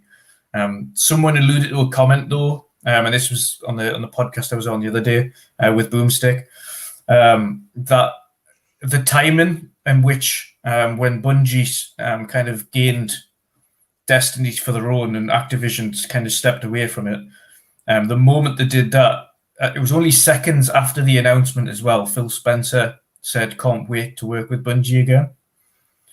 And it was literally seconds after they announced it. So he already knew what was going on. He'd already had very much conversations in the background with Bungie. And that doesn't, to me, sound like it's just a case of speaking about, well done, you kind of can go by yourself. That sounds to me more like we've got something in the works with Bungie. We're definitely kind of already speaking to them about something with Bungie, whether that be on just Destiny going forward or on something kind of more in-house. So I think that's an interesting one to see. Yeah. And the relationship is going far back as well. Oh, yeah. So it seems logical, and maybe they gonna throw out 343 and they're gonna let Bungie make Halo again. Who knows? Fingers crossed.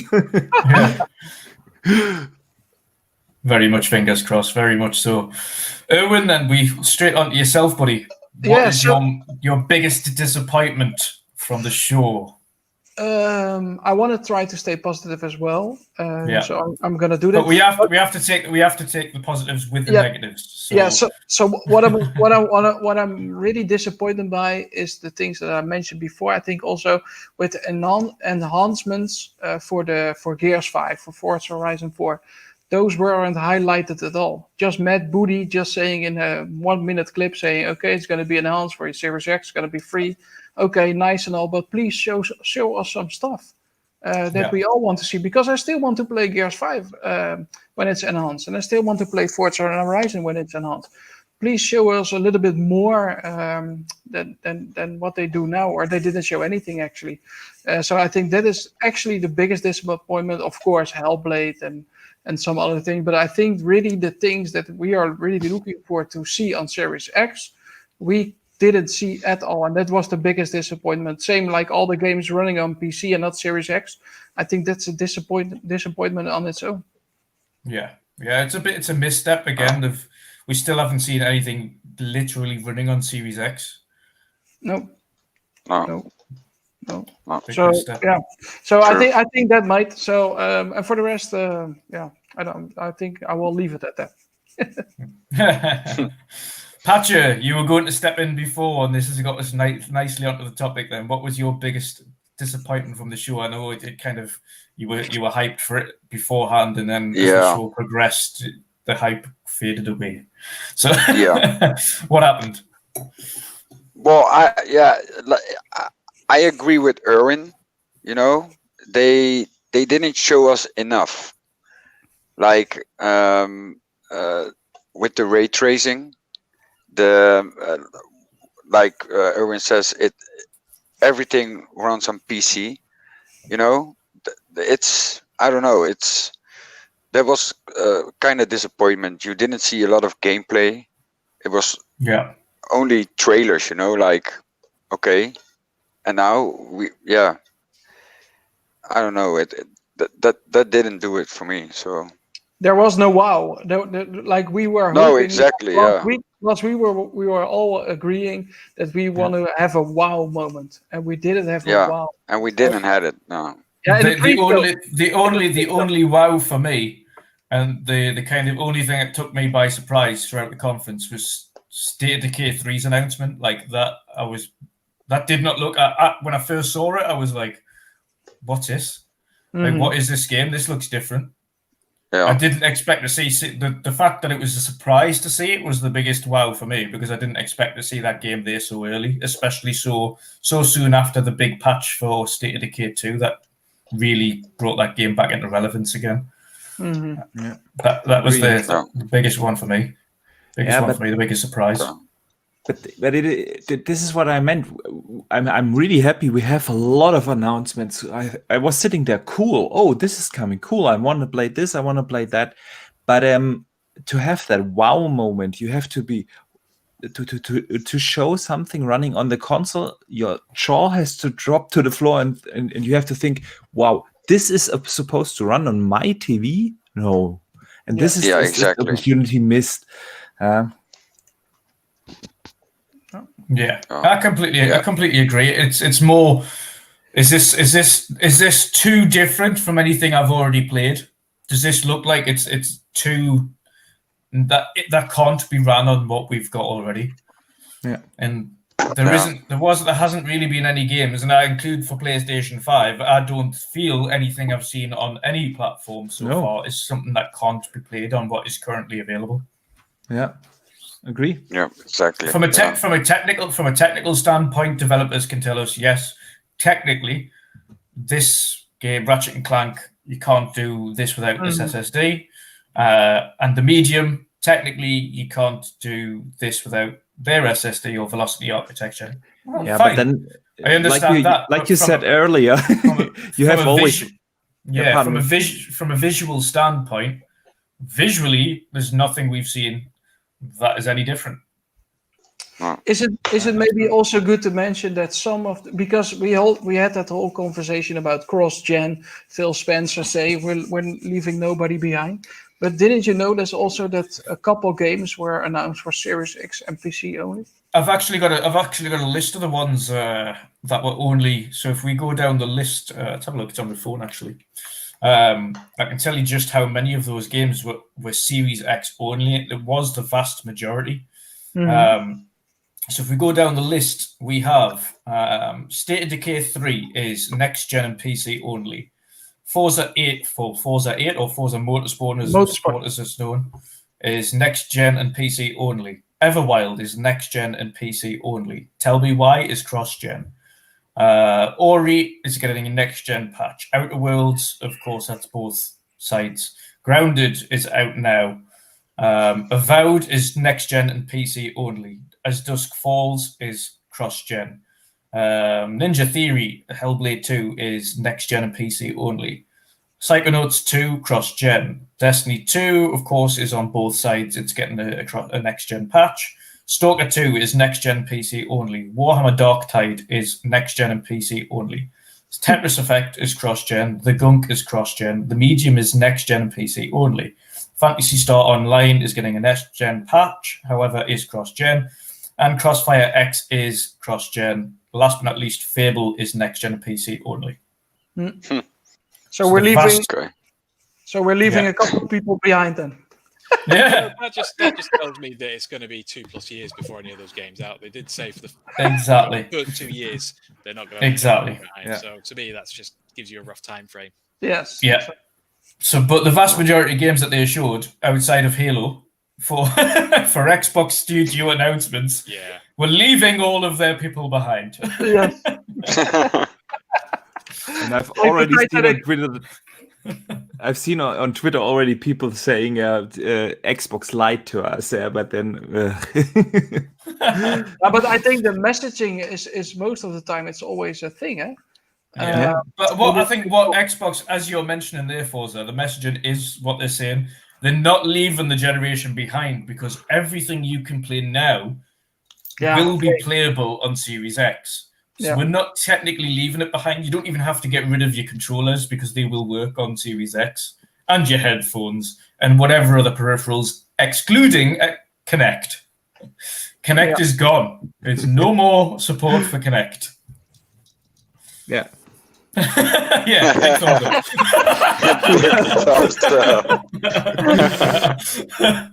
No, but it's I think that's a good thing actually. It's done and dusted. I think it has a bad name in itself. I like the tech behind it. I was very enthusiastic about the opportunities, but it's time to move on. Try to include some VR like he promised, and he didn't came through about it with VR as well. Better bring VR, man. Bring some third-party glasses on your system. The Series X can run it easily. Just bring a couple games to try it out, man. Yeah, for sure. I think they announced it 2 years ago or 3 years ago on the E3 show that they were going with VR on the One X. That's not happening, but please tell us why. Just if they're not going to do it, then don't say such things. I've got a good question for you all then. If you were given the opportunity to change, if you were given the reins of Xbox for a day and you were given the opportunity to change one thing for then either the next conference in August or the following conference in September, whatever that announcement might be, what is it that you would change? Archimedes, you first. What is it that you would, if given the opportunity, you would do for both either Sony and or Microsoft in their next ones? No surprise there. I would tell every of my studios that show up during the show, okay, you record now 3 minutes of gameplay. You sit down one guy who is narrating what is happening on screen, that they don't just show the gameplay, but explain the stuff that is happening. I think this is always very important. And then you're good. You will have an amazing show, but the games have to run on the Xbox, at least on the development kit of the Series X. Yeah. I think this is becoming really, really important that we now actually get to see the games running on the Series X. Just the other day, a guy asked me in a DM if I could do a video on the velocity architecture and how it works, because I did a similar thing with ray tracing on my channel, and I had to respond to him. I can't do that because I don't have any footage to use. We don't have it. And that is 3 months before the launch. Yeah. So you've got a tiny little trailer, but it just means that your video is going to have to be very, very short. Yeah. Hold on. You're going to have to speak quick. You got some footage, and it's actually already been shown. It's the quick resume option that you have from the guy that we were talking about. There you can see a little bit. Austin Evans. Yes, Austin Evans. You can see a little bit from that, and that was the only thing that we saw actually. But I think you can use that as an example. I think. Because it's quite promising, right? Yeah, definitely promising, no doubt. You're right. We got that, but it's not enough to build a whole video on it. But you see the problem with it, and of course, this is what I would change. I would really give the developers, or more or less force them, record 2 to 3 minutes of your game, and then we have something to show and explain to the community what is going on in the game. Yeah. Yeah. Completely agree. So what would you, other than, I mean, obviously, what if we get down to the nitty gritty? If you could change one thing or do one thing, if you were in charge for PlayStation, what is it that you do on the next conference? What would you do to stand out or win over Xbox in the next conference? For Sony, it is easier to win because they have a little bit more good faith in the community sees the potential that they will release the big bangers. But I would definitely show God of War 2. I mean, with that you win. But I would do basically exactly the same thing. I would force my developers to record 2 or 3 minutes of gameplay.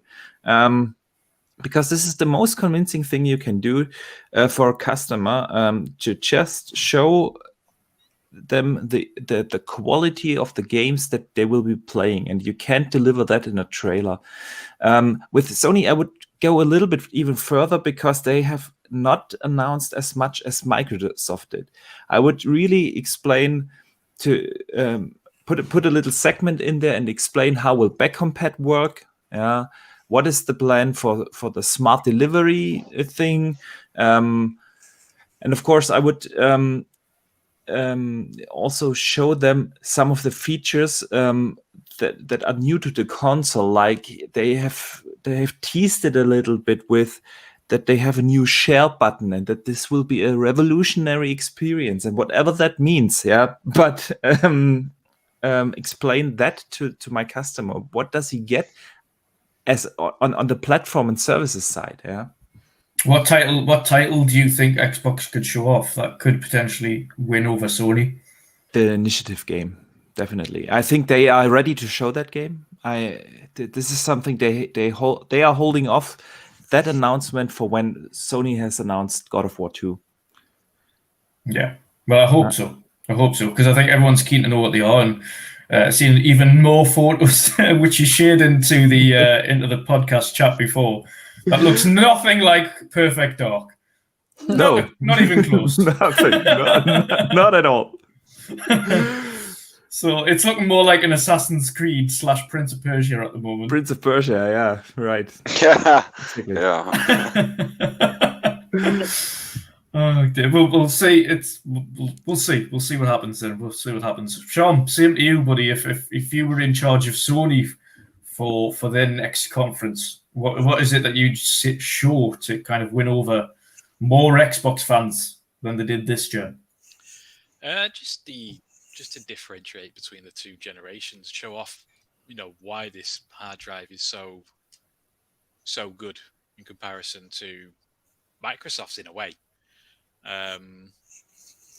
Although I think Ratchet & Clank is a good kind of starter. It's a good start. I mean, I think a lot of people might just say, "Oh well, the difference is you could stick, you haven't got a load screen going between the worlds." But I want to see something that now I definitely have to get rid of my PS4 Pro and get get a PlayStation 5. I can't live without. I can't live without, but game will be so much better with this. Whatever they choose, whatever they use it for. I think with both companies, they haven't really shown anyone outside their loyal fan base a reason to get their system over the other. Yeah, you're always going to get Xbox people buy the Xbox because it's the next generation, and PlayStation buy the PlayStation. There's not really been anything that can make. They would just kind of show you to say, well, yeah, I can't get on that on the Xbox. That looks really cool. I'm going to go for that. And likewise, if you were in charge of Xbox then for the day, what is it that you do to win over PlayStation fans, or even show off what next gen can do for Xbox? What is it that you do to change up?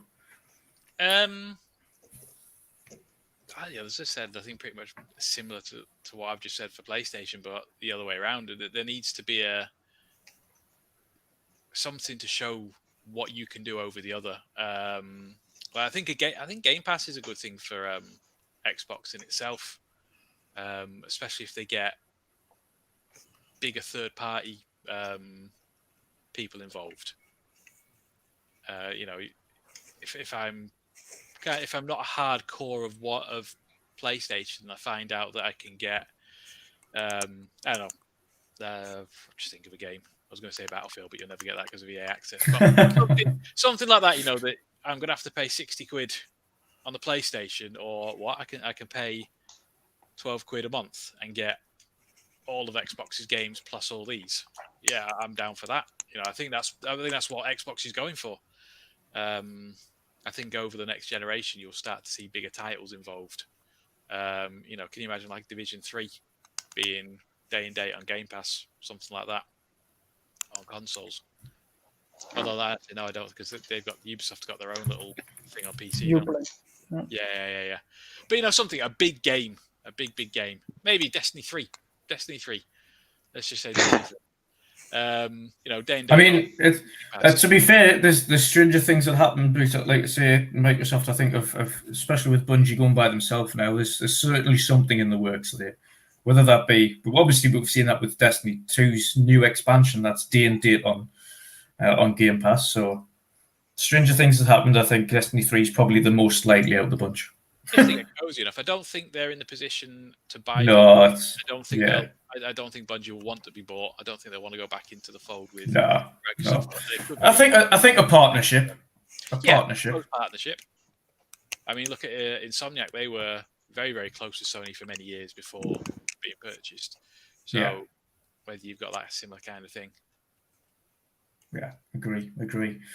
Forza Erwin. Yeah. If you were in charge of Sony for a day, what would you do to win over all of the Xbots? I would hire the whole Midweek Mixup podcast do a weekly show. That's the spirit.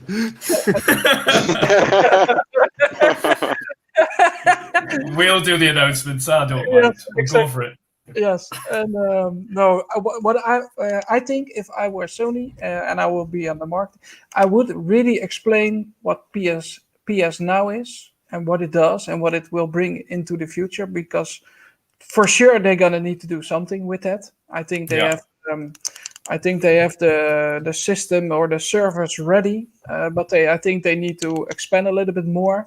I think they're investigating more and more with the titles that you saw already over the last couple months with, I believe, Spider-Man and God of War on it and some stuff like that. So I think they will surprise us with that, and I think they really need to, or else do you think, of course, we know these names, but we haven't seen, I don't believe, other than rehashes of old games getting remastered, we haven't seen another new IP from them for next gen yet. I think if they really want to do well, because the PlayStation community really likes exclusive. Even if it's a shitty game, if it's exclusive, they will like it. So I think they will. I think they will announce a third-party exclusive, a big title. I think they did it last time also with Street Fighter. What was it? Virtua Fighter, whatever. I think they will get a third-party exclusive announced as well. Yeah. The dream is it's Silent Hill. Yeah, something like that. Something in that range. We know Hideo Kojima is working on, even though it's still very much in its early idea stages at the moment. He's working on a new horror game. He's already approached several Japanese horror artists, to work with him. So we know that is currently in its pre-planning stage, but that's some years away yet. That's probably 2023, I would say, unless he gets his act together extremely quickly. Yeah. But Erwin, same applies to Xbox. If you could be in charge of Xbox for the day, what would you do to win over all those Sony ponies? I don't think you should really focus on the Sony ponies because they are stubborn as fuck. So I don't think you should focus on that. I think you should take it more broad. I think that is the vision also with Microsoft, that they want to reach 2 billion gamers. And I think that happens with influencers, right? So I think they could really do a good job by giving a lot of influencers a Series X at home. And then they film the console and the controller in the hand and stuff like that, and then they go play multiplayer of Halo, man, and then, bam, you knock it out of the park with all influencers there are. like the Ninja guy and all the other guys. If you're gonna do that, for sure you're gonna make a good impression up to launch as well, and especially for Halo, because I think you need to recover the damage that has been done on Halo. So I think that would be nice. And I think also to announce an old IP like Banjo or like Perfect Dark or whatever, like really that says Xbox, I think you should really announce that just prior to launch, and maybe to be as a how do you say it, a comeback from God of War or some announcement like that. Yeah. Fair enough. I completely agree, to be honest. And God knows what the initiative is working on, because everyone's thoughts so far have now been flipped on their head by all of these developer ideas that they keep putting out. And announce that you buy Warner Bros. Yeah. Warner Brothers. Yeah. I think that would definitely shock a few people. But again, with the one thing they stayed away from was talking about studios that they have purchased or anything like that. They didn't say they haven't purchased it or haven't purchased anything. What they did say was, we're not discussing that in this show, and we're not discussing hardware. So I think there's a few things that they're yet to talk about, and I don't think there's just 6 studios left to show games. I think they've got other studios working on stuff that we don't even know are part of Xbox Game Studios yet. Yeah, correct. Yeah. We also don't know about their marketing deals with the third-party publishers. So who gets Call of Duty this year, for instance? Yeah. PlayStation still has it for 1 year, I believe, and they have the option to extend it. So they have the first option to extend it. And for Cyberpunk, we know it's Microsoft. For Fallout, we know it's Microsoft. So a couple titles we know already that they have the marketing rights for. For Dirt, I think for Dirt 5 also, and I think it's a smart thing to do that you promote a racing game, because Forza is not coming out at launch. You got it covered as well. And I think they with some second party exclusive, like Rise, Son of Rome, like they did last time. Maybe they have something up their sleeve as well. You never know. Crytek could very well, of course, when they've started remastering things, I think they're starting to try and get back into the game a bit more. Yep. Crysis, actually, there's another good point. The remaster of Crysis on Switch looks like it runs very, very well, and I didn't expect that to happen. DF did a video on it, and Crysis on Switch looks like it runs beautifully. That could be the first time I actually buy the first-person shooter on Switch. Okay. You're brave.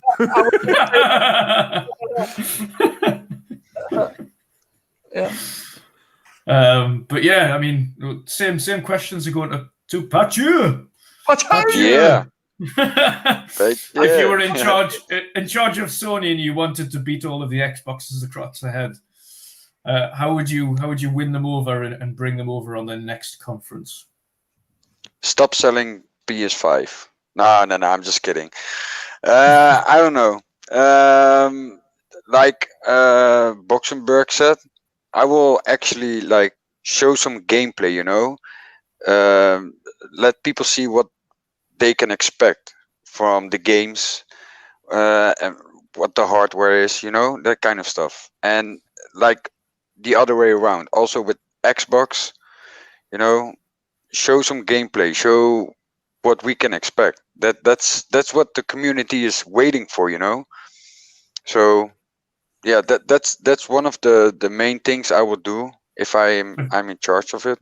So if there was one big title that you could show off for PlayStation to win over everybody, what would it be? If it was one thing that you would show off, unveil. I don't know.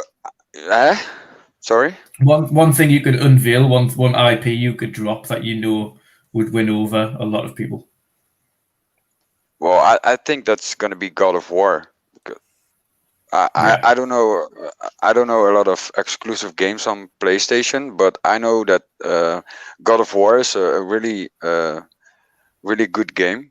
I've seen some videos, some pictures, and that kind of stuff. So that's one of the titles that I will do then. So yeah. Likewise for Xbox, then, if you were to win over some Sony ponies, what would you do differently at the next conference? from Xbox to win over, to shut up the haters, what would you do? Jeez, yeah. It's a pretty hard question, but what should I do? Make a pony game, man. No, Make it exclusive. Yeah, I don't know. I don't really know. Like, I think the same as, what I said with the PlayStation. Like, show some more gameplay. That's like on a showcase. You need to do that. That's what I think. What if there's an IP that you would drop that would get you excited for Xbox, that you think would win over more people? What big game would you bring? Oh man. That's a good question. I don't. Yeah, that's a really hard question. That's a really hard question. I don't know. I honestly have no idea what kind of game I would do. But they like third party or a third person narrative single player game. So make Perfect Dark, really dark version of it. With a good story. With a good story, female character, man, you're gonna knock it out of the park for the pose. Yeah. There's one thing I think if I were to do it on Sony's side, you have to give it to God of War for a showstopper. God of War 2. I played God of War 1. It is definitely one of my games of the generation, and most definitely my game of the generation for PlayStation 4, without a shadow of a doubt. The only thing I've got PlayStation 4 is exclusives, and that one, above all else, is probably the best game I've played on that. So for them, I would personally, as well as God of War, to really set something in motion, is show not necessarily potentially a new IP, but something along the lines of that. Maybe it's a reimagining of an old game that they've had before, or even a re-announcement of Silent Hills. Because that game, the demo itself set the scene for that game, and everybody wished it would get reincarnated. We know for a fact that PlayStation would be trying to get Konami and Hideo Kojima kind of thaw the ice with them, or even get that game back in the works with Konami. Yeah. So I would personally potentially drop God of War alongside Silent Hills as my big showstopper. Yeah. For Xbox, you've got two options, really. Well, you've got a couple. Rise 2 would be a big showstopper. Oh, man. Rise 2. And I think if you're going to go win over some Japanese fan base, especially if you're trying to bring the Japanese back into it again and really win them over, Lost Odyssey 2. Blue Dragon. Yeah, Blue Dragon as well. Yeah, did that even work the first time though? Ninja Gaiden. Lost Odyssey is such massive market. Yeah, But good point from Sean. You didn't succeed the first time. You need to get good. Yes, and I would say yes and no, because there's so many games on PlayStation that didn't succeed the first time that have succeeded so much better this time around. Mm-hmm. Shadow of the Colossus, for instance, if you have a look at the original release of that, it was a fan favorite, but was there many people actually bought it? No. But the re-release came in and it was a cheaper alternative, but it was a complete remaster, and more people bought into it this time around. And I think more as a fan favorite, sometimes you just need to drop that to have options. You need to just say, right, okay, we'll take that hit. The development might not be 500 million like they have on Halo, but drop a million, drop 2 million or something on development for a little title like that. Go for it. Why? What's the worst that you're going to get if you're trying to get back into the Japanese market? Getting a Japanese game up and running like that is going to win some fans over. Not just asking Square Enix to make you a console launch exclusive. What were you going to say, Sean? I was going to say, I think having a turn-based RPG would be good for the Asian market. Just if you've got xCloud as well. Yeah, so you've got that time to be, planning stuff rather than trying to, I was in China in September, October, and just the amount of people when you're on the subway on their phones. It's playing games. Yeah, well, there's real, especially in China, there's real phone addiction. Like queuing up to leave the subway, they would rather beep their phone than pay money and get a little token that you can walk straight through. And there's a queue like 10, 15 minutes just so you could use your phone to scan the barcode rather than just putting your token through. So I think for gaming, it's a good market. It's a really good market. So if they can have something that's less kind of you need to be on the ball permanently, you can just be like, right, well, we're getting off at my stop now, put my phone in my pocket, whenever I get out again, I can pick it up, Yeah, and the turn-based game works perfectly for that because it's all HTB, active time. There you go. Yeah. Hey, Drew, I saw something on Twitter that is maybe nice to share as well. The guy Shinobi602? Yes, yeah. Yeah, he's a kind of an insider, right? And he has an interesting thought about Halo Infinite and 343. Can I read it out loud? Yeah, go for it. Go for it. Educate us. He says, my most basic take is game dev is hard. LOL, of course. It's clear a lot of things didn't quite go right during development over the last 5 years. From leads leaving to building an engine and games simultaneously having to accommodate launch of a new system and the impact of COVID. From what I hear, and I think this is important, from what I hear, there are a lot of outside devs working within Xbox Game Studios, helping on the game. They're putting a ton of resources to get it done. I really feel for 343, that's a lot of potent combo of things that likely been putting extreme pressure on the team. Yeah. So the teams, the devs within Xbox Game Studios are helping 343, and I think that is actually very positive. If they clearly cannot do it themselves, so it's good to hear that other devs are helping them to make the game better, man. To not only make the game or get the game running, but get it running at such a high quality state, ready for launch. Yeah, getting other Xbox studios involved to say, right, okay, let's give them a hand. It's a tough time. We know you've got other games in development, but your games are at earlier stages. Yes. This game's coming out now. We need this game ready to go. Can people give us a hand? Can you give us 5, for instance, even 5 developers from each studio? Just give them a hand. Get it polished. Yeah. And it's good that they reach out because I think that is what Matt Booty trying to achieve with all the teams. Like I said in the first podcast that we had, is those meetings, all of the heads of the studios combining together and having those meetings. I think this will end up helping each other. Will make better games, man. It's very good to hear if it is really the case. Yeah. No, I completely agree. I think the one major thing to come out of the entire conference is, and we have to admit it, everybody has to admit it, and to be fair, it is only the odd few that can't see the benefits. Game Pass. Game Pass is, at this point, the most consumer-friendly and cost-effective way of any console and any generation to get into gaming. Yeah, no doubt. The next gen is the cheap. Well, Game Pass is going to make the cheapest jump to next gen by a long shot. You can buy the console, you get a year's worth of subscription, and that's you sorted. That's every game you're going to need over the next year included. Yeah. You don't have to fork out 60 quid per game on launch day to get all of your games. You just get a subscription, you get your console, that's you ready to go.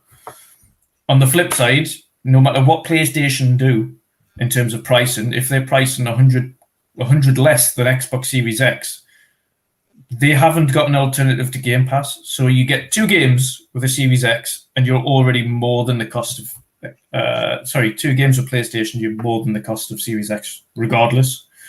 No. Then any other peripherals. Yes, that is what they're gonna show, I think, in August. And also with the Xbox All Access stuff that is going on, right? So you can pay a monthly amount of money for the console and Game Pass, maybe $30 or €30, and then you can own the console with Game Pass. Yeah, I think that's something that they're gonna elaborate really more push. Yes, in the August show. You know what I think? Another thing to really win over people at the August show is not only launch price, but for instance, a bundle of console and 1 year subscription to Ultimate combined. This is the Ultimate launch day pass. Say 550 launch day includes console and Ultimate for 1 whole year. Boom. Correct. There you go. All games included, sorted. You don't need to worry about anything else on launch. Xbox Live included with Ultimate, right? And man, you're fixed. You're fixed. It's a one heck of a deal. And that's why they are in a so much better position than they were in 2013, because up to launch it was one big shit show, with communication, the whole Kinect stuff and all the other things, DRM and stuff like that. They are so much better position than they are in 2030. It can be a good race this next gen. Like I say, that especially if you have a look at the general consumers, if you're going on Christmas, if you take out the kind of hardcore or even kind of more intricate game players like we are, where we're playing games, we're talking about games all the time, we look in the industry all the time, things like that. If you're just going down to the bare bones consumer around Christmas time, that's your mothers, your fathers, your grandmothers, your grandfathers, they're not only going to be looking to get a console for whoever the kid is or the person is they want to buy it for. They're going to be looking at how much this is going to be setting them by. If you're going to get them a console at Christmas, for PlayStation, as it stands right now, you're going to be spending anywhere between 400 and 500 for the console. On top of that, you're spending another 50 to 60 to 70 per game on launch. And in some cases, then an additional controller on top of that. So you're talking anywhere between minimum 500 to 600 at launch, anywhere up to 800 on launch day. For the Series X as it stands now, if the people in the shops are doing their jobs correctly, that's if they are doing their jobs correctly. But you get a console, you get Game Pass. You don't need anything else. Have they got an Xbox already? Yes, they have. Brilliant. They can use their own controller. They don't need to buy a second one. But you saw it with the Xbox Set edition, last year, right? That thing on Black Friday was the most selling console there was. So price with combined with Game Pass, it can be very interesting times, especially when the Series S probably will release for a very low price, all digital with Game Pass. Man, they're gonna have a good run. Sure. You've got to think if you take the specs out of it, because the average consumer isn't going to look, especially your mothers, your fathers, your nanas, your grandas. None of them are going to look at, this one does ray tracing. They don't know what ray tracing is. They don't care about ray tracing. They couldn't care less. But it's like, which is the cheapest next gen, which is the cheapest new console I can get for my relative. That's what they're going to look at. What is the best, cheapest option? Yeah. And the best, cheapest option for both of them so far is a digital edition for PlayStation and potentially Lockhart for their Xbox. Yes. Value for money, that's where it is, and especially in the pandemic that we are now, lots of people losing their job, insecure times, and etc. If you can have an entry level like Series X, man, there are a lot of opportunities for that one. Well, you've seen it at the beginning of 2013. PlayStation won the beginning of the generation and won the whole generation at the beginning due to £100 price difference between the two. Yeah. Correct. Oh. That was it. As soon as Xbox said it is this much, PlayStation just went, well, you don't need to worry about this because we're not bundling in a silly camera with ours, and it's going to be £100 less. Goodbye. Yeah. And you can trade games. That was a nice one. Yeah. Oh God.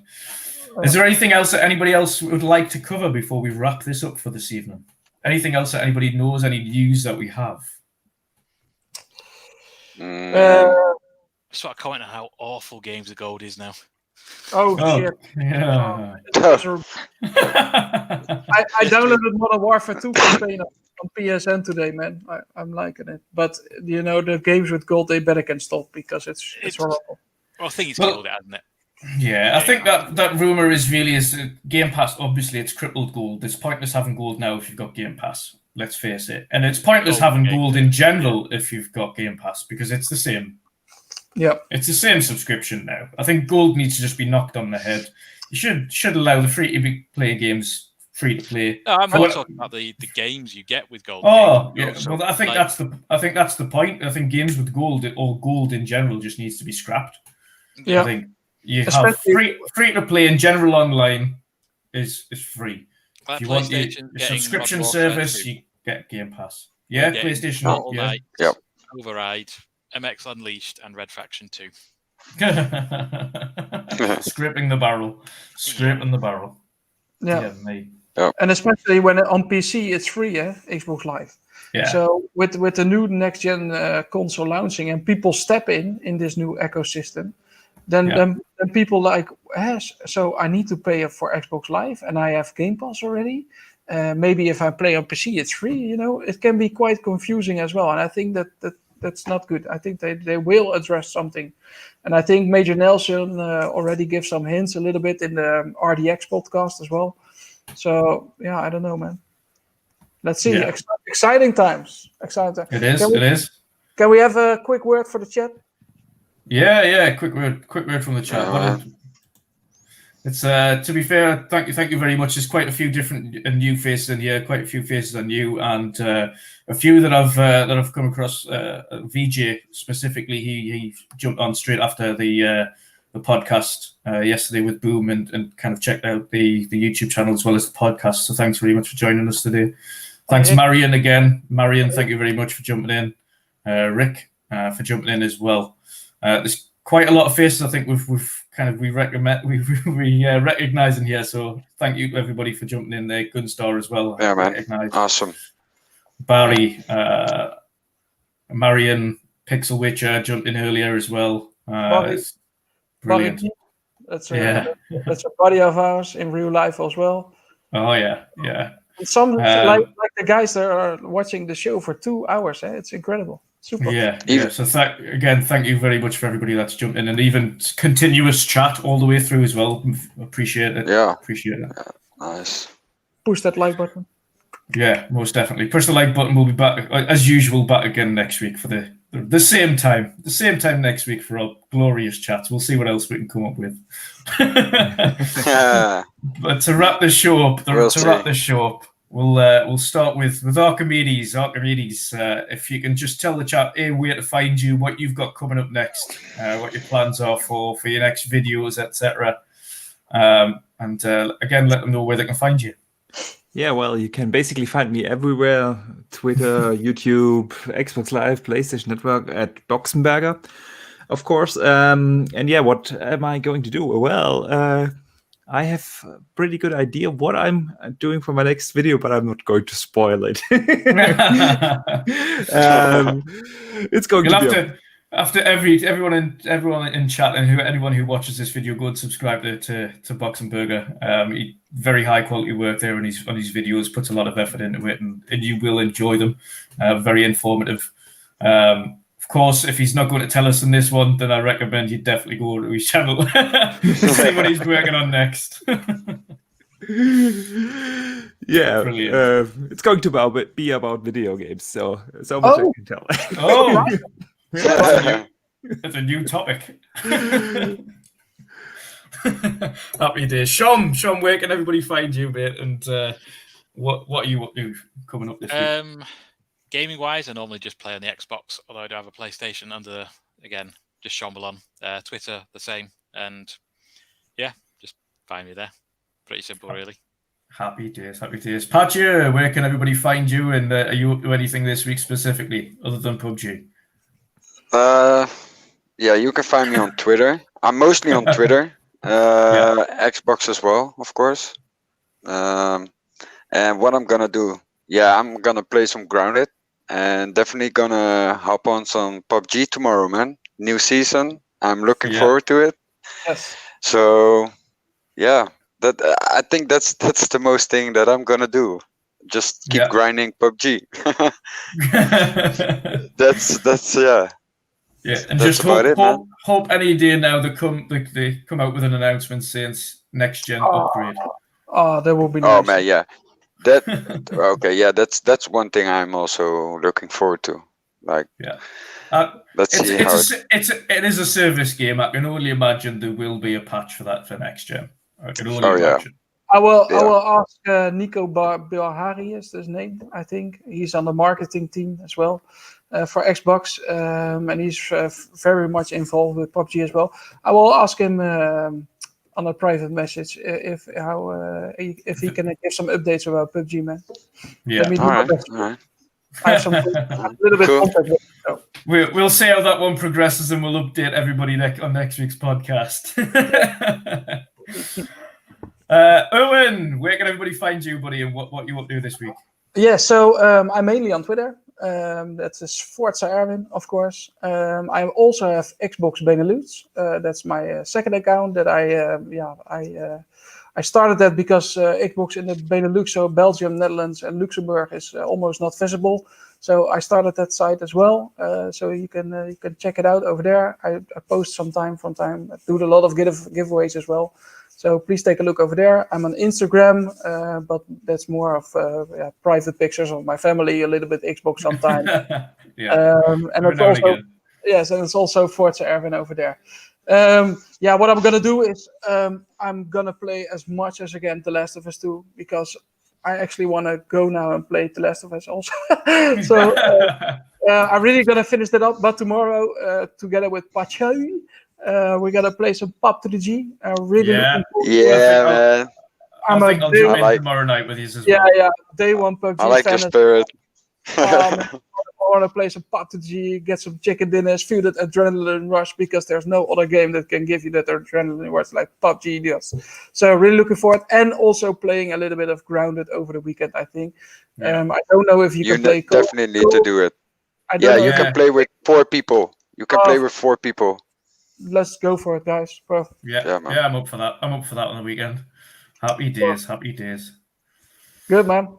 To round this all up, I've got a couple of things that are in the works at the moment. So tomorrow, straight after this show, actually, I'm going to be at 1:00 in the morning UK time. That's 2:00 in the morning your time.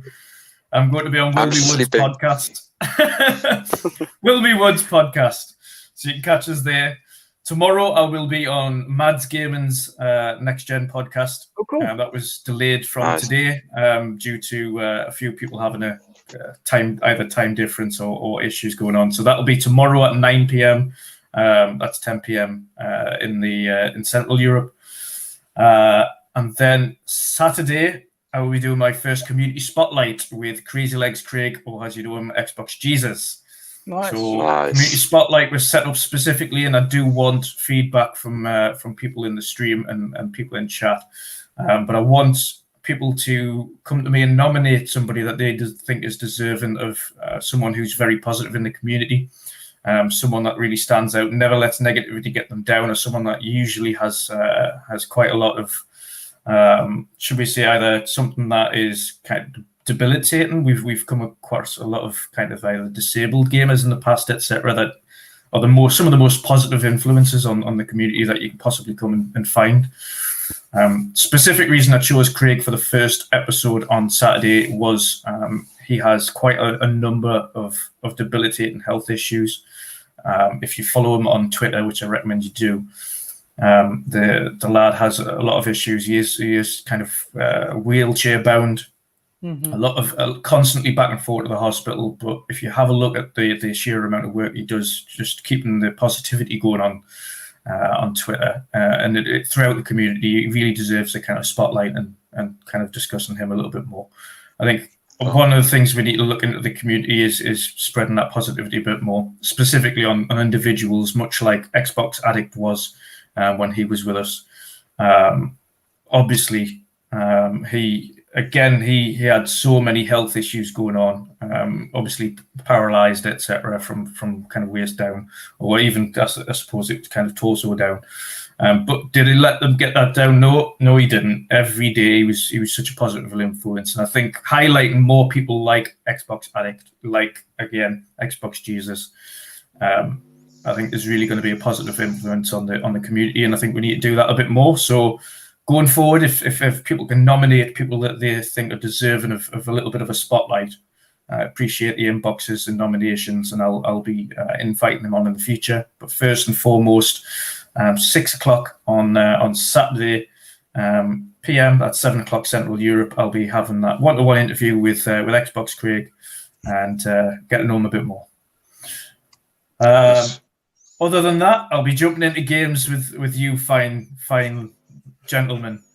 I will be playing some Grounded, playing some PUBG, whatever anybody's up for. Whenever anybody's up for, we'll be doing that. But until next time, everybody. Until next time, same time again next Wednesday at 8 p.m. British Standard Time, 9 p.m. Central European Time. And we're back again for some more gaming news and conversations. But until then, thank you everybody in chat for joining us and everybody that views this. Like, subscribe, follow us, and we're back for more conversations next week. Hit the button. Hit the button. Archimedes, last thank you for joining us as a guest this week. Thanks again for having me. It was my pleasure. I had a blast, and I hope to be back very soon. Yeah, most definitely. Awesome. Most definitely will. Awesome. When we can catch you in between all these videos and looking after the bands. Brilliant. Thank you, everyone, again, and I'll see you again next week. Yo, See you around. See you.